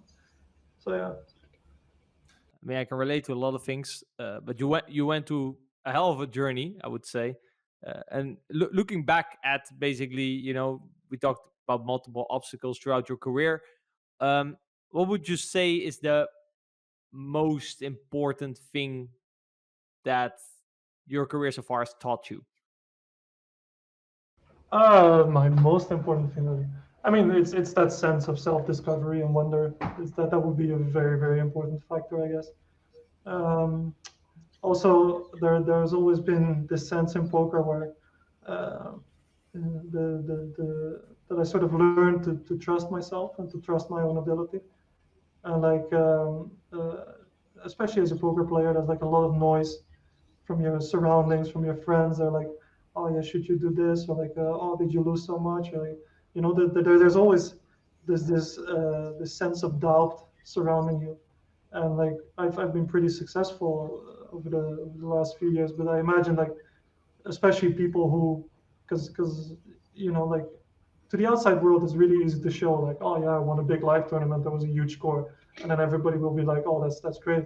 But especially for guys who are like playing cash games or like where it's not so well publicized, I think you can get like into an area where your environment is really like constantly doubting you, constantly thinking like, hey, is this even right for him, or what about the future and that kind of thing. And like as soon as I learned to get rid of that noise and just accept like, all right, I'm a poker player, this is who I am, this is what I believe in, this is what I enjoy doing, it sort of made it much easier to live, basically. It's like you're not so reactive to whatever happens around you. So also, like, it sounds like there's less pressure, right? You have nothing left to prove. Yeah, and I think this is something like a lot of people encounter in life, especially not poker players actually, is like you get sort of forced onto this path and everybody wants you to stay on that path. Uh, and sometimes the path makes a lot of sense, and you should never forgo good advice. But there's also this sometimes the path that you see is very different, and you should explore that sort of option. And you should have, yeah, yeah. Sounds like I'm going for like a sort of a cliche follow your heart thing, but I don't think everybody should follow their heart. I think that's terrible advice. But I think you should at least research it. I think you should at least discover like sort of what your ideas that you would really like to accomplish. And that's something that poker taught me, is like you can be independent in that sense. You can make your own decisions. Uh, it's just a sense of letting go of that noise that surrounds you. I'm curious, like, if you now show up to play a poker session, right? You have been started to play poker again. How is that different compared to like 1.5, 2 years ago in terms of your experience, like a grind session of yours? How is that different? I mean, in terms of experience, like I've become a lot more aware about like removing distractions, just because I was confronted with the own limits of my physicality. So like I know like when I now play a session, I have to make sure that all other distractions are off.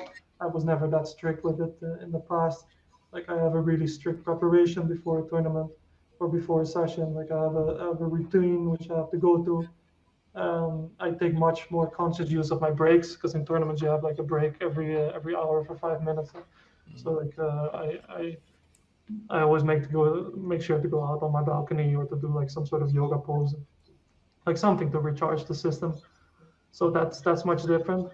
And whilst playing, like what's very different to me is that I just feel more at peace. You know, I feel less of a gorilla. I'm more of a bird, I guess. Like I just flow through the session and I enjoy what it brings to me, and I'm less angry, less trying to battle, and more enjoying myself. Because it sounds like also, yeah, you're perfectly fine with where you are now, right? It's like you're in peace compared to before that. It's like you were playing, but you didn't want to be there. You wanted to be the best. So there's a lot of, a little bit of competitiveness. I think is good for a poker player, but if it blows out of proportion, it brings a lot of negativity to go with it. Yeah, and like the important thing is always like people always say like competitiveness is important for poker players, but it's competitive within your skill set. If you become competitive at a higher skill set than you are capable of, then you're just not in a place that you should be. Like usually the competitiveness is very useful for making sure that you move up in the stakes. It's like you sometimes see people playing at really low stakes and they just have very little competitiveness, but they actually have the skill set. But you also see like people who just have more competitiveness than they have skill set, and they will just bounce back from high stakes to mid stakes, high stakes to mid stakes, high stakes to mid stakes, just because that they're just trying to perform at the level that they can, and that's something to be super important to be aware of. It's very stressful, I can imagine. Basically, I think that process between every time having to jump between stakes, at some point you will start jumping less because you cannot no longer handle the stress that comes with it. You have to find a way, right? At some point you will naturally, your body will level you out into where you really belong. Yeah, or I mean, there's also a couple other results in the simulation, which you see very often, is that people jump in stakes, and then they jump, because their competitiveness is still there, but their skill set doesn't grow with them, and then they just quit poker, or they just go broke, or they just like Yeah, you it's one thing if you can actually drop back and sort of realize, all right, I should move back, or like there's also another path in which people just lose their mind. Right? Yeah, so it's basically just again, right? These kind of things, and it's quite clear. And this is, I think, is going to be a theme of successful poker players. You learned from all these things that happened to you, right? Like this person you're describing now, he wasn't self-aware yet to realize that indeed his competitiveness and his skill weren't in line, and that was causing the problem. And if he had to realize that sooner in order to be smarter with the games he decided to play. But if you don't develop that skill, you will end up broke at some point. Yeah, I actually consider myself quite lucky in that sense. Like, I think if you would simulate my poker career a couple times, there's definitely a few results in which I end up with no money or like quitting years ago. Like at some point in my poker career, like always at the right moment, the right type of person seemed to come along, or like always when I needed it, like sort of the right type of thing seemed to happen. I'm obviously very grateful for that, but I also realize that that doesn't happen for everybody. Like I can remember very clear moments within my poker career where I was sort of at the same level as some other guy, and that guy might not be playing anymore. And it's not because I had such a superior mindset or such a superior study habit. It was just like blind luck in whatever came along at what point. And I mean, there's like it's in some sense you attract this as well, right? And like you sort of live with this idea that like opportunities come along and you sort of have to be ready to take them. And that's what did happen for me. But I do feel very lucky that these opportunities came along because I imagine that there's quite a few scenarios in which they didn't.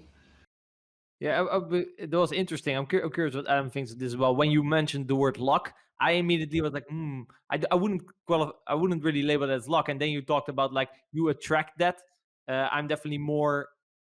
I mean, can we label that as spiritual in that sense? Like, I feel like throughout a theme throughout your story is you've always seized opportunities that came along, right? Maybe that other person that you were describing that was at the same point, that opportunity also came along, but he just didn't see it. He didn't see it as an opportunity. Whereas I think you grab the opportunities as soon as they arise, right? You have a problem, you look for a solution. Maybe he just has a problem and the solution comes by, but he doesn't see it. Whereas you see it because you're looking for it, right? Yeah, I mean, also in the sense of MTTs and just plain luck of hitting scores, is like I think I've run significantly above EV in my lifetime. Scoring the right time.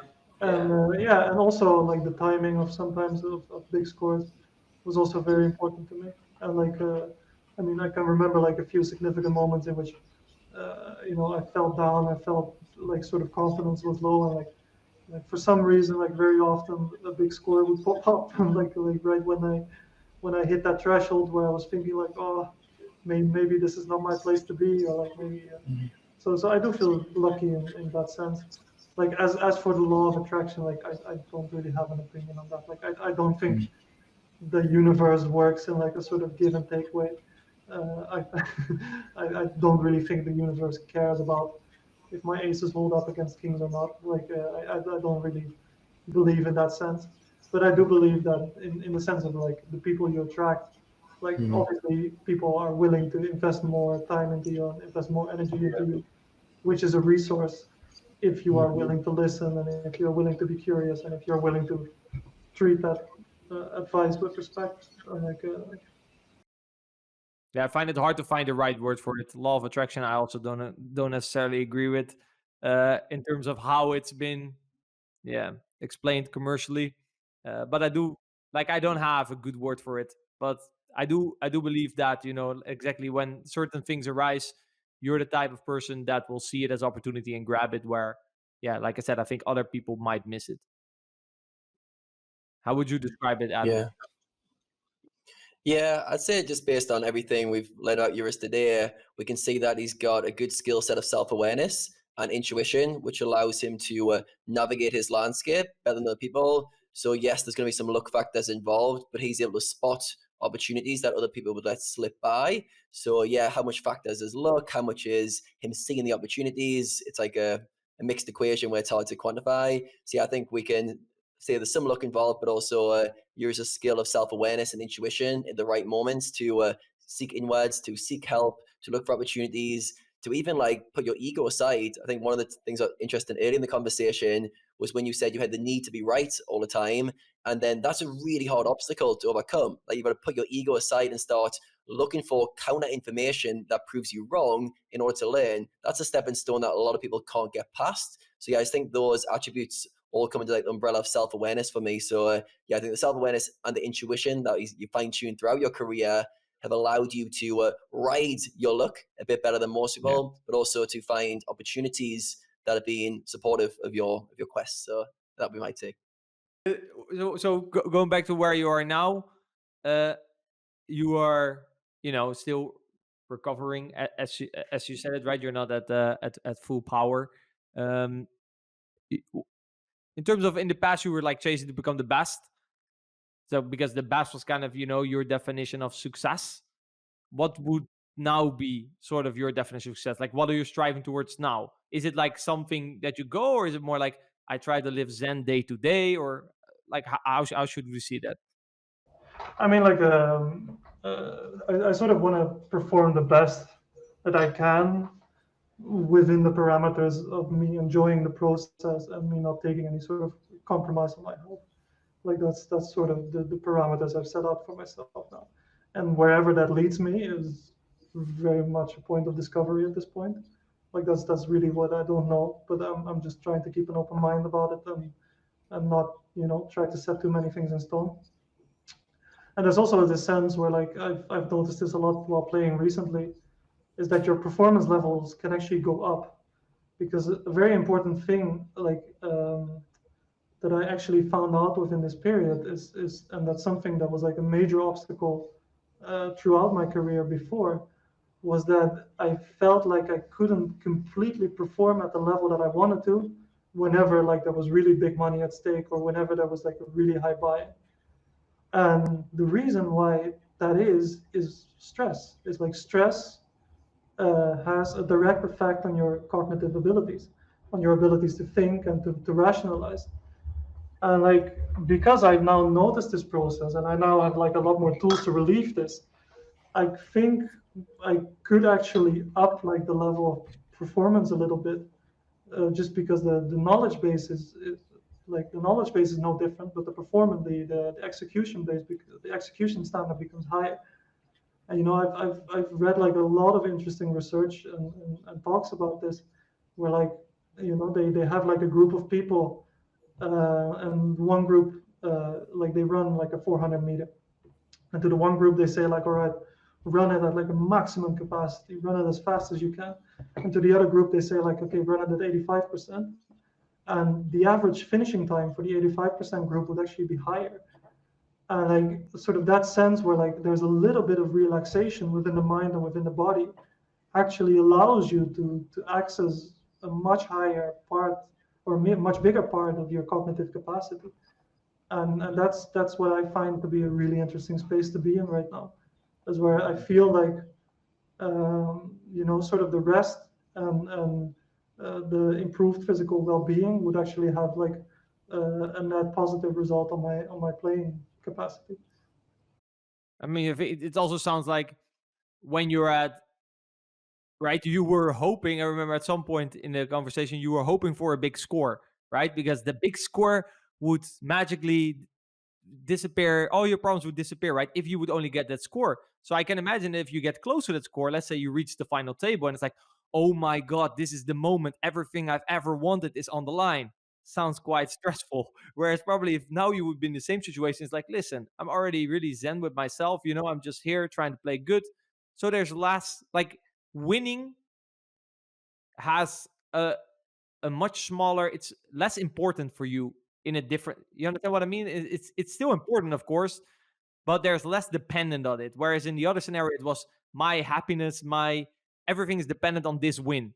Whereas now it's like, yeah, it would be great, obviously. Yeah, for sure. Because like it's also something that I'm noticing a lot because I'm now taking like a few young guys and coaching them and sort of guiding them in the process of becoming a really good high stakes regular. And like you just see the same mental blocks that I didn't see by, like, I didn't spot them by myself, but I saw them in other people, and then I started reflecting on like this process of like, wait, actually, whenever I felt like in these high pressure situations, I like if I look back on them now, like I actually had less cognitive ability. I was thinking less clearly. Like I can remember like when I first started playing 1Ks online, and I would very often, like, I would bust like at the 9th, 10th, 11th spot, and I would just always feel like it was due to bad luck. But I was actually just performing worse in those tournaments than I would in like a 109 tournament, just because it meant so much to me, which increased the stress, which increased like the adrenaline and the cortisol, which actually blocks out your ability to think about something. Like it's like if if you put a cognitive test to somebody and they have to answer like 10 simple questions, and you put them in a very stressful situation, they're just going to do worse. They're just going to do worse on such a test. And like, so for me, like a big part now is that I actually take a lot of time to make my decisions in high pressure situations, whereas previously I always felt like I needed to rush them, at least physically felt like I needed to rush them. It's really fun being able to distribute this knowledge to like other players, to like guys I'm staking right now, is because the same thing happens to everybody, and like not everybody notices it. It's like it's just harder to play your A game when the stakes are higher or when it means more.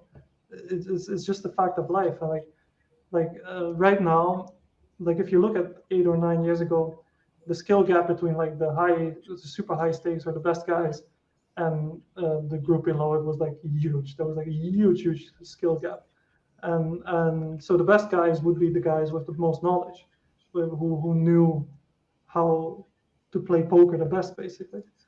But these days, the skill gap is much smaller, and like also the ability to research it is like there's so many tools and resources available. So like a really big part comes down to execution, and especially in tournaments where like you're constantly leveraging your your money, because like constantly like the decisions just mean 100 times as much at the end of the tournament than they mean at the beginning. So like to be able to perform to the best of your capacity, even when it's very stressful and when there's a lot going on, that became like a really important skill set that I actually lacked in the past, that I feel I now possess in some sense. Was it mainly, so obviously, was it mainly the circumstance that changed, or is it your like your perspective on the situation, your mindset towards the situation? Like when you mentioned that you coached, what kind of advice do you then give if they're in those situations, right? Because they cannot wait until their environment changes, like yours. Yeah, So some part of it is experience. I think like to just go through that situation a couple times is really useful. That's also why I think it would never be a great idea to buy pieces of somebody who's going to be playing super high rollers for the first time. Like if I look back Yeah. on it Oh, now, yeah, earlier, Joris. Come on. yeah, it's like the people, and it differs from person to person. Like so some people are more affected by this, and some people are less affected by this. But yeah, so like experience is a big one. So like whenever you're moving up, just make sure you have really small pieces of yourself and just test the waters. And So wait, you're saying you should have small pieces in yourself, and you're saying nobody should buy pieces in you. That's kind of the situation uh-huh. we're in right now, right? Okay, just so that I follow. That's a great advertisement for myself right there. Right, but you're experienced, right? So Yeah. No, but like I'm not experienced in like the super high rollers, for example. Like but yeah, so experience is one part of it. The other one is there's some very simple tricks to deal with this. It's like forcing yourself to take time is a really important time. Is a really important one. If you're playing online final tables, you always get like a time bank of like a 40 seconds or something. If you notice you're almost never hitting that time bank, that probably means that you're rushing your decisions too much and you're not considering all the factors that you could have. There's some simple breathing exercises. Just breathing correctly while you're playing is very, very important. It calms down the whole system. It calms down, lowers heart rate, lowers like the stress levels in your blood. It allows just for a lot more clarity. Like if you ever feel like you're playing and you feel like you're sort of the information gets murky, where like you sort of you're making a decision, but then you're second guessing yourself, and then you think like, oh, maybe I should do it. Like you're not following like logical, coherent steps of getting to a decision. That usually means that you just have too much stress in the system to make that decision. And like at that point, it just becomes important. Like if you feel that, just step away from the computer for 1 second. Just get a breath of fresh air. There's some really great breathing exercises you can do while playing. Just timing your breath, just making your exhale quite a bit longer than your inhale, and it really just calms the whole system down, and that's when you can make a good decision. yeah, the body reacts very counterproductive in those kind of situations, right? It tenses up. You automatically hold your breath in stressful situations without noticing it. So yeah, less breath, less oxygen to the brain at the moment you need it the most. Yeah, and that's sort of the fun thing about poker. That's why it is what it is, because Yeah. because like that's sort of the challenge. Is like who can. It's not who, like we're not all solving math formulas and seeing who can make the most. Who can uh, finish a calculation. It's like who can finish a calculation within a time constraint and with like the psychological element of like there's a pressure there of losing money and there's a pressure there of winning money and there's a whole dynamic around it. Like that's why it's such a beautiful game at the same time. Yeah, because it's funny because money, the money aspect and the pressure that I remember all the way in the beginning, you said that was actually one of the things that you liked about poker. Remember, play money, poker doesn't work, and in the end, it also kind of hurt you in a certain way. That's the way it is with most things, right? Like a little That's bit the is beauty of nice, it. and then you get a lot of it, and it becomes damaging in some sense. Yes. And you have to find your way of coping with that. Really. Yeah. So I think for me, what I'd like to know right now is what is your greatest challenge going forward? Or you could answer it in the way of what you're most excited about going forward. So you talked to us about the burnout and recovering from that, and then you're going back into some live tournaments with a lot of curiosity. Talk us through, like, at this stage of your career and your life, what are some of the challenges that poker still possesses for you, or the things that excite you going forward? I mean, like because I started staking a few guys, that became like a really nice challenge for me. Like this idea of like, all right, there's this, well, like basically like a bunch of copies of me in a younger form. They're all making the same mistakes. They're all doing the same things, but at the same time, they're very smart guys, and they're a little bit, they're sometimes very convinced of their own opinion, and rightly so because they are smart. I like the sort of this idea of like, how do I transfer this knowledge? How do I work with these people? How do I do this in a sense that it's still fun to me, that it's still enjoyable to me?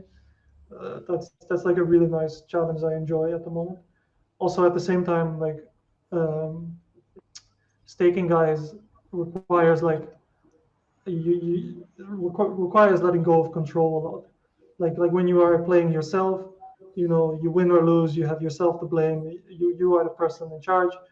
You are the person responsible. Like I noticed when I started staking guys, like I almost, they would be deep in a tournament and they would be doing something, and like my fingers would itch, like I would be railing that, and I would be like, like this is exactly this kind of stuff we've talked about. Like you're making the same mistake over and over again, and like almost railing horses you had like both a financial and emotional investment in was getting way more stressful than playing yourself uh,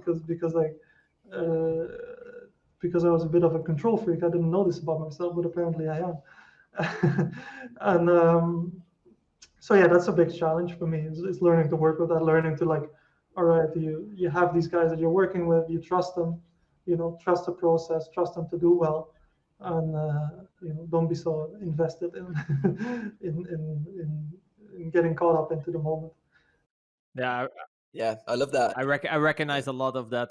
I remember when I started switch from playing for myself basically, and having sort of other players play for you, if we can just name it like that. It's indeed like suddenly, yeah, you indeed suddenly feel way less control, right? Especially, I know you and me, we take our performance quite seriously, and we try to. And then if you see that someone else doesn't, it's like, oh, yeah, it's interesting. It will get better at time. Mhm. Yeah, I've noticed that as well, and it's also a good life lesson. Like the world is a very hard place to control. So like just getting to work with that a little bit, and accepting that some things are out of your hands, and figuratively let the chips fall where they may. That's a pretty good life lesson right there. And technically speaking, at the moment, Joris Ruijs, what can I wake him up for? Poker related? What are you excited about? Playing poker yourself? Oh yeah, what am I excited about? I recently started improving my heads up game a lot. Like started to put like a lot of study time in there because you play super high stakes, even online. Like the stakes that are available are very high, but they're all small field. So like the frequency with which you get to a heads up phase is like it's way more often than it used to be. So it becomes like a really important spot, and like because the heads up plays so much differently to all the other spots, it's like a sort of understudied area. So I always like to find these spots where like, all right, sort of what is everybody doing and where is everybody lacking, and to really dive into that spot where like, okay, this is where I feel like I can make some money against the rest. So yeah, heads up is one area where I think that's currently the case, where like it's a good time investment area wise to to study now. And yeah, poker wise, like yeah, poker just got legalized in the Netherlands. So like I'm just playing the schedule a bit, seeing how it develops.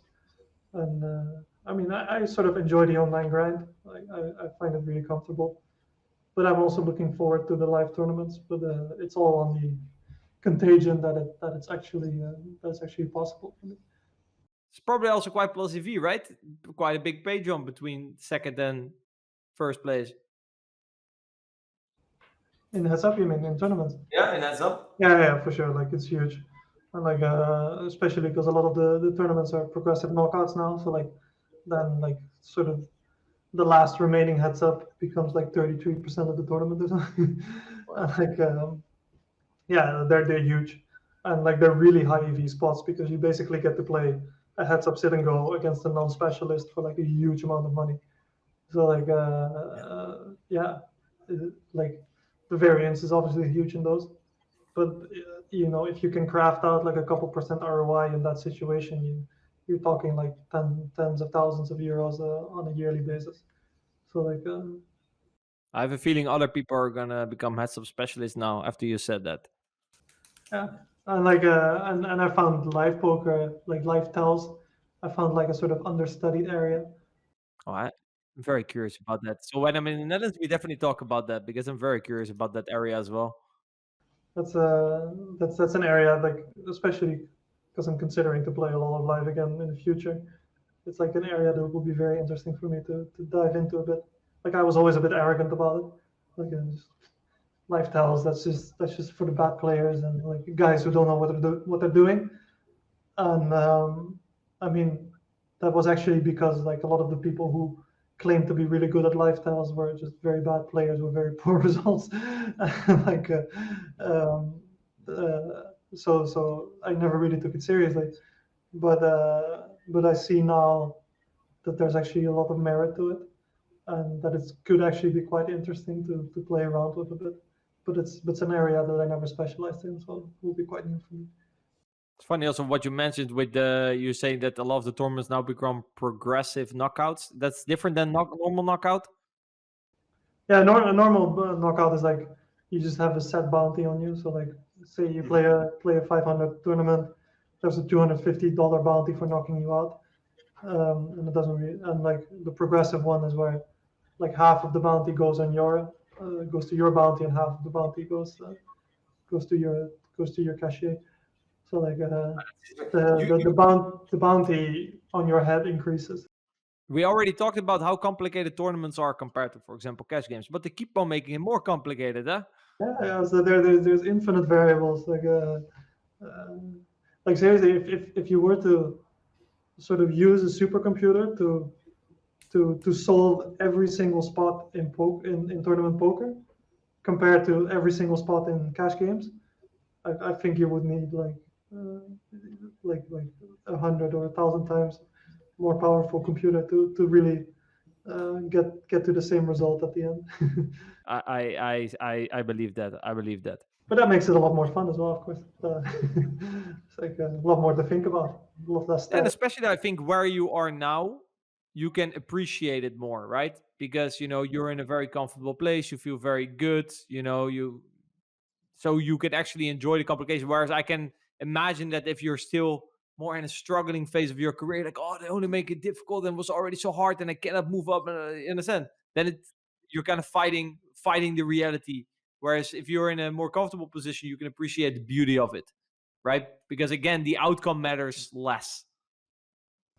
Yeah, and it's also just really fun, and that's like a huge part in keeping your motivation and keeping the sort of intensity with which you're willing to play. Is like if something is no longer fun to you, then all of it just becomes such a drag and it just becomes such a grind.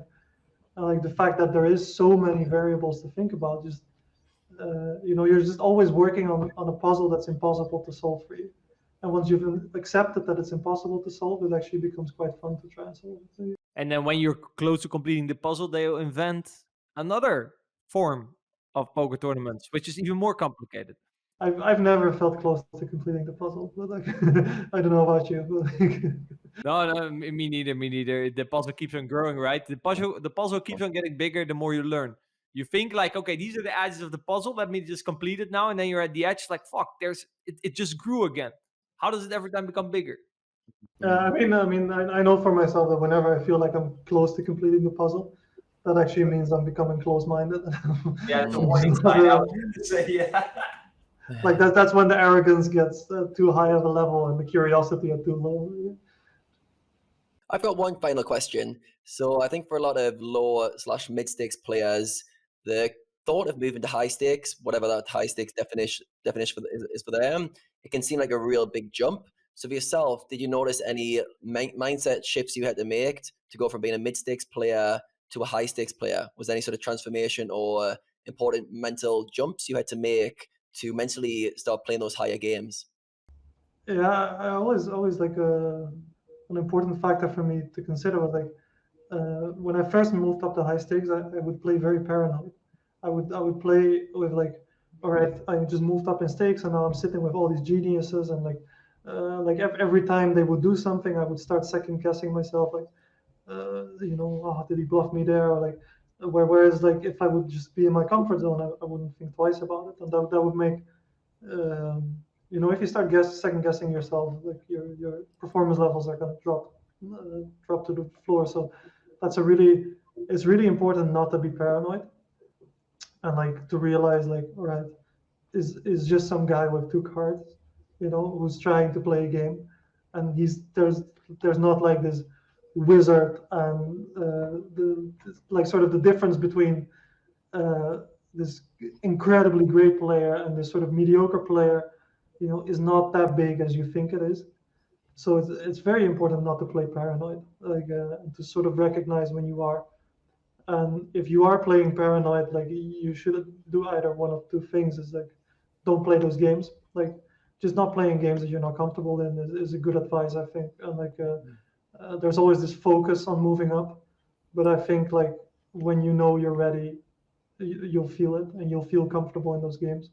Like if you're playing in a game where you don't feel the edge, it's very likely it shouldn't be a game that you're playing in. So like um, yeah, sometimes people look to move up from like a level of necessity.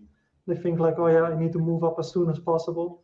Whereas I think the opposite is actually true. Like you know when you're ready, and you'll feel it when you're ready. And like and yeah, and to not be so paranoid. Like like and sometimes when you're feeling paranoid, sort of try to monitor those things. Like if you feel like your CBAT strategy is not working in the higher stakes, look at your own data just to see if you're actually performing worse than in mid stakes. I also feel like reflecting on your own data is a huge tool to do anyway. Like I would often do this with my horses. Is like I would filter for their mid stakes games and I would filter for their high stakes games, and they would show just vastly different stats. They would just be either much tighter or much more aggressive in the higher stakes games. Is because they're focusing so much on the spot. They constantly think like, oh, this is my most important tournament. This is the one where I really got to go for it. Whereas actually, like if you're moving up, you should just lay back a bit, and see what develops. And it actually makes sense to just really stick to your baseline strategy and to really stick to the thing that you believe is good. And like mid stakes or like your lower stakes is actually more area to explore and to discover instead of the other way around. It is actually quite common indeed. It's like when they then move up, they feel like now they have to suddenly do something special in order to win. And I often say like the reason, okay, you're now allowed to move up is because you played in a certain way. Then it makes no sense whatsoever to suddenly change the way you play when moving up. No, you deserve to move up because of the way you played. So just play your own game, right? And indeed, people get too paranoid and start doing they kind of force aggression because they feel like, or they start to get stations because here at higher stakes they do find enough bluffs in this spot, right? Yeah, but it's actually very funny because being paranoid is actually a symptom of stress, too much stress. Like if your system is overloaded with stress, you become paranoid because you're so active. You're like that's what stress is, right? It's sort of the warning signal to the body, like something's gonna happen. So like being paranoid is just a result, sometimes I think of just being more stressful in the situation, and like and that just has a cognitive decline. Like that's where you notice the cognitive decline. Is like a paranoid decision-making process is not a good decision-making process. Yeah. So like I think that's I feel like that's something a lot of players struggle with. Yeah. And I think that's a very interesting area to discover, to explore a bit for yourself. Yeah, very good advice. And yeah, I like that you paired two things together there. One was that kind of self-awareness of, am I being paranoid? Is my game kind of deviating? And then also you paired that with the players you were staking to get them to track their sample sizes, their mid-stakes games versus their high-stakes games. So they've got that kind of data element as well as that kind of feel-based element of that paranoia or not feeling comfortable in the games. So yeah, I think if you can pair both those together, it could be very good warning signs to avoid those games or say you're not ready to play those games at that stage of your career. So yeah, great answer. So Rene, have you got any parting questions for Joris before we let him go? Was there actually anything you would still like to share? We forgot to ask you that. It's our first podcast, so No, like recently I've been writing a lot about like this past period and like my experiences with burnout, and like I was sort of curious if people would be interested if I would publish anything of that, because like there's like there's 2 points to it for me where like I feel like sharing some of it could be helpful to some people, but at the same time I don't want to put out like this sort of and like scare people off. Like I'm never becoming a poker player after reading this story of sadness and difficulty and struggle, and like I would just be curious if people would be interested in that sort of content. and then it's up to me to decide if I'll start publishing that kind of content. All right, I'm personally a favor of sharing, especially like you said, if you feel like you're at a stage of your career where you have learned something that could help other people, and you feel motivated to share that. So I think it's also like, do you think this will help a lot of players? Right? You think it's a topic that doesn't get talked about often? Yeah, it's like after I've had the experience, I actually, approached a few people and I asked them like has this ever occurred to you, or like does this happen to you? Like, it turned out that like a lot of these things were much more common within the poker community than I expected them to be.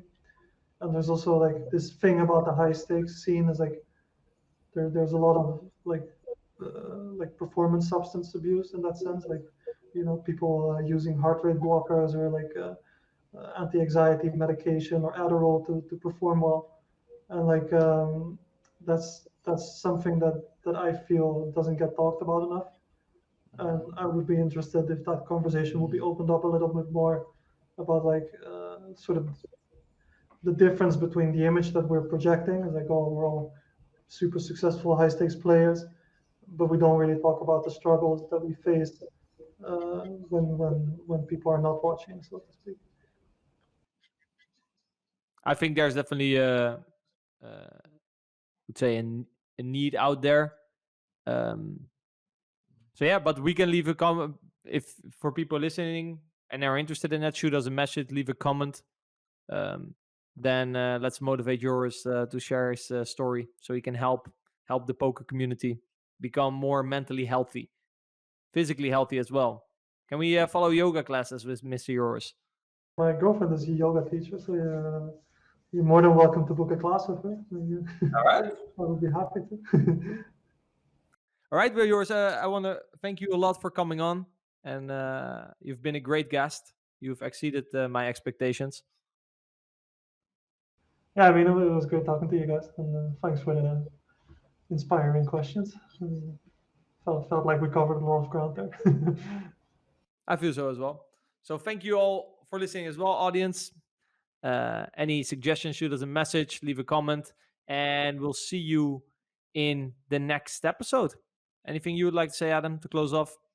Thank you, Joris, again for your time and your wisdom. And yeah, see you guys at the next episode. So, Adam, what were your main takeaways of our good friend Joris Ruijs, aka BillLewinsky?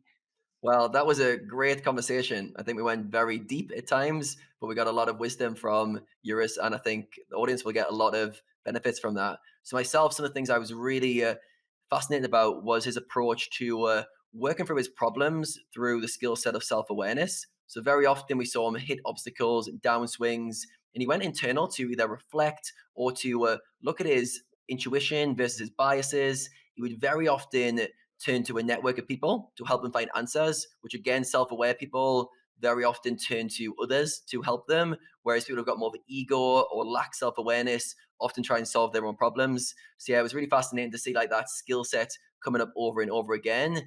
Another thing that was really a good takeaway from me was the way he approached his intuition as like this fine-tuning skill that he wanted to cultivate, but he didn't want to like over cultivate. So he didn't want to just listen to his intuition fully. And when I probed him, are you an intuitive player? He didn't want to say he was, because he classed himself as like on the fence of both. I'm intuitive, but I'm GTO. And yeah, I thought it was really interesting how he's spent a lot of time trying to cultivate this inner feeling of what his intuition is, but also understanding what his biases feel like on the other side. So yeah, I think that was I've never heard it discussed in that way, or a player talk about the work they put into that attribute. So yeah, I say the main things one of the best things I took away from that was the ability to look for your work on self-awareness when things are getting tough and go deeper and deeper internally, and then also to look for answers from other people, and then cultivate that skill set of intuition, and yeah, go side by side with your kind of cognitive abilities. And then finally, I think the last thing was the way he talked about his burnout and how he came out the other side of that. And again, a self-awareness skill set, but this time he talked about getting more in tune with the body, which I think was it's under talked about as poker players. We're very often cognitive, logical people, and we neglect the body until it screams out with a panic attack or anxiety. So I think it's really nice to hear him reconnect with his body, but also to basically learn valuable tools, going forward that he'll be able to use long term. So hopefully other players going through tough times will be able to get more in tune with their own body and use some like physical practices to basically balance that a bit better. So Yeah, to kind of, yeah, it's interesting. Like that, you basically, you're trying to become a high stakes poker player. You know, you're building a certain skill set. Then suddenly in other areas, that skill set that you've built so hard for, you know, like the kind of, you know, ignoring a little bit what your body's trying to tell you, right? What he was saying, and then suddenly that kind of backfires, right? That doesn't really work anymore. So I thought that was very interesting, and also to become very conscious of what you actually want, right? For example, he felt that given the fact that he was competitive, and he felt like, oh, you're a high stakes poker player, so you have to play these high stakes tournaments, right? You have to try to become the best, but that you really have to pause for a second and ask yourself why, right? Why am I trying to achieve this? And I thought that was very interesting. And I've done a couple of little bit counterintuitive things, maybe decisions in my career, because I stopped and was like, okay, what do I actually want, right? What is my definition of success? And I might make different choices that were against the societal norm in poker, right? That's very EV driven. You just, it's quite simple. You make the decision that's most plus EV, right? Yeah. And so yeah, I found that very, very interesting as well. And indeed, like how he managed to learn from his mistakes. But I have a feeling that this is going to be an ongoing pattern throughout when we get more guests on, right? That they are self-aware, they know how to reflect on their mistakes, they know how to get better. So yeah, I'm very excited, very happy how the first episode went, and curious to have more guests on to spot the patterns that make them so successful. Yeah, me too. Can't wait for the next guest. And for the audience, hopefully you've enjoyed our first episode. As you might be able to guess, we're freestyling it just a little bit. We're going to probably get a bit more crisp as we go through it, but hopefully you guys have gained some good knowledge, some good takeaways. And yeah, let us know in the comments and the feedback from this episode. So when we bring new guests on, we know what to ask them. All right, guys, see you in the next episode. Thank you.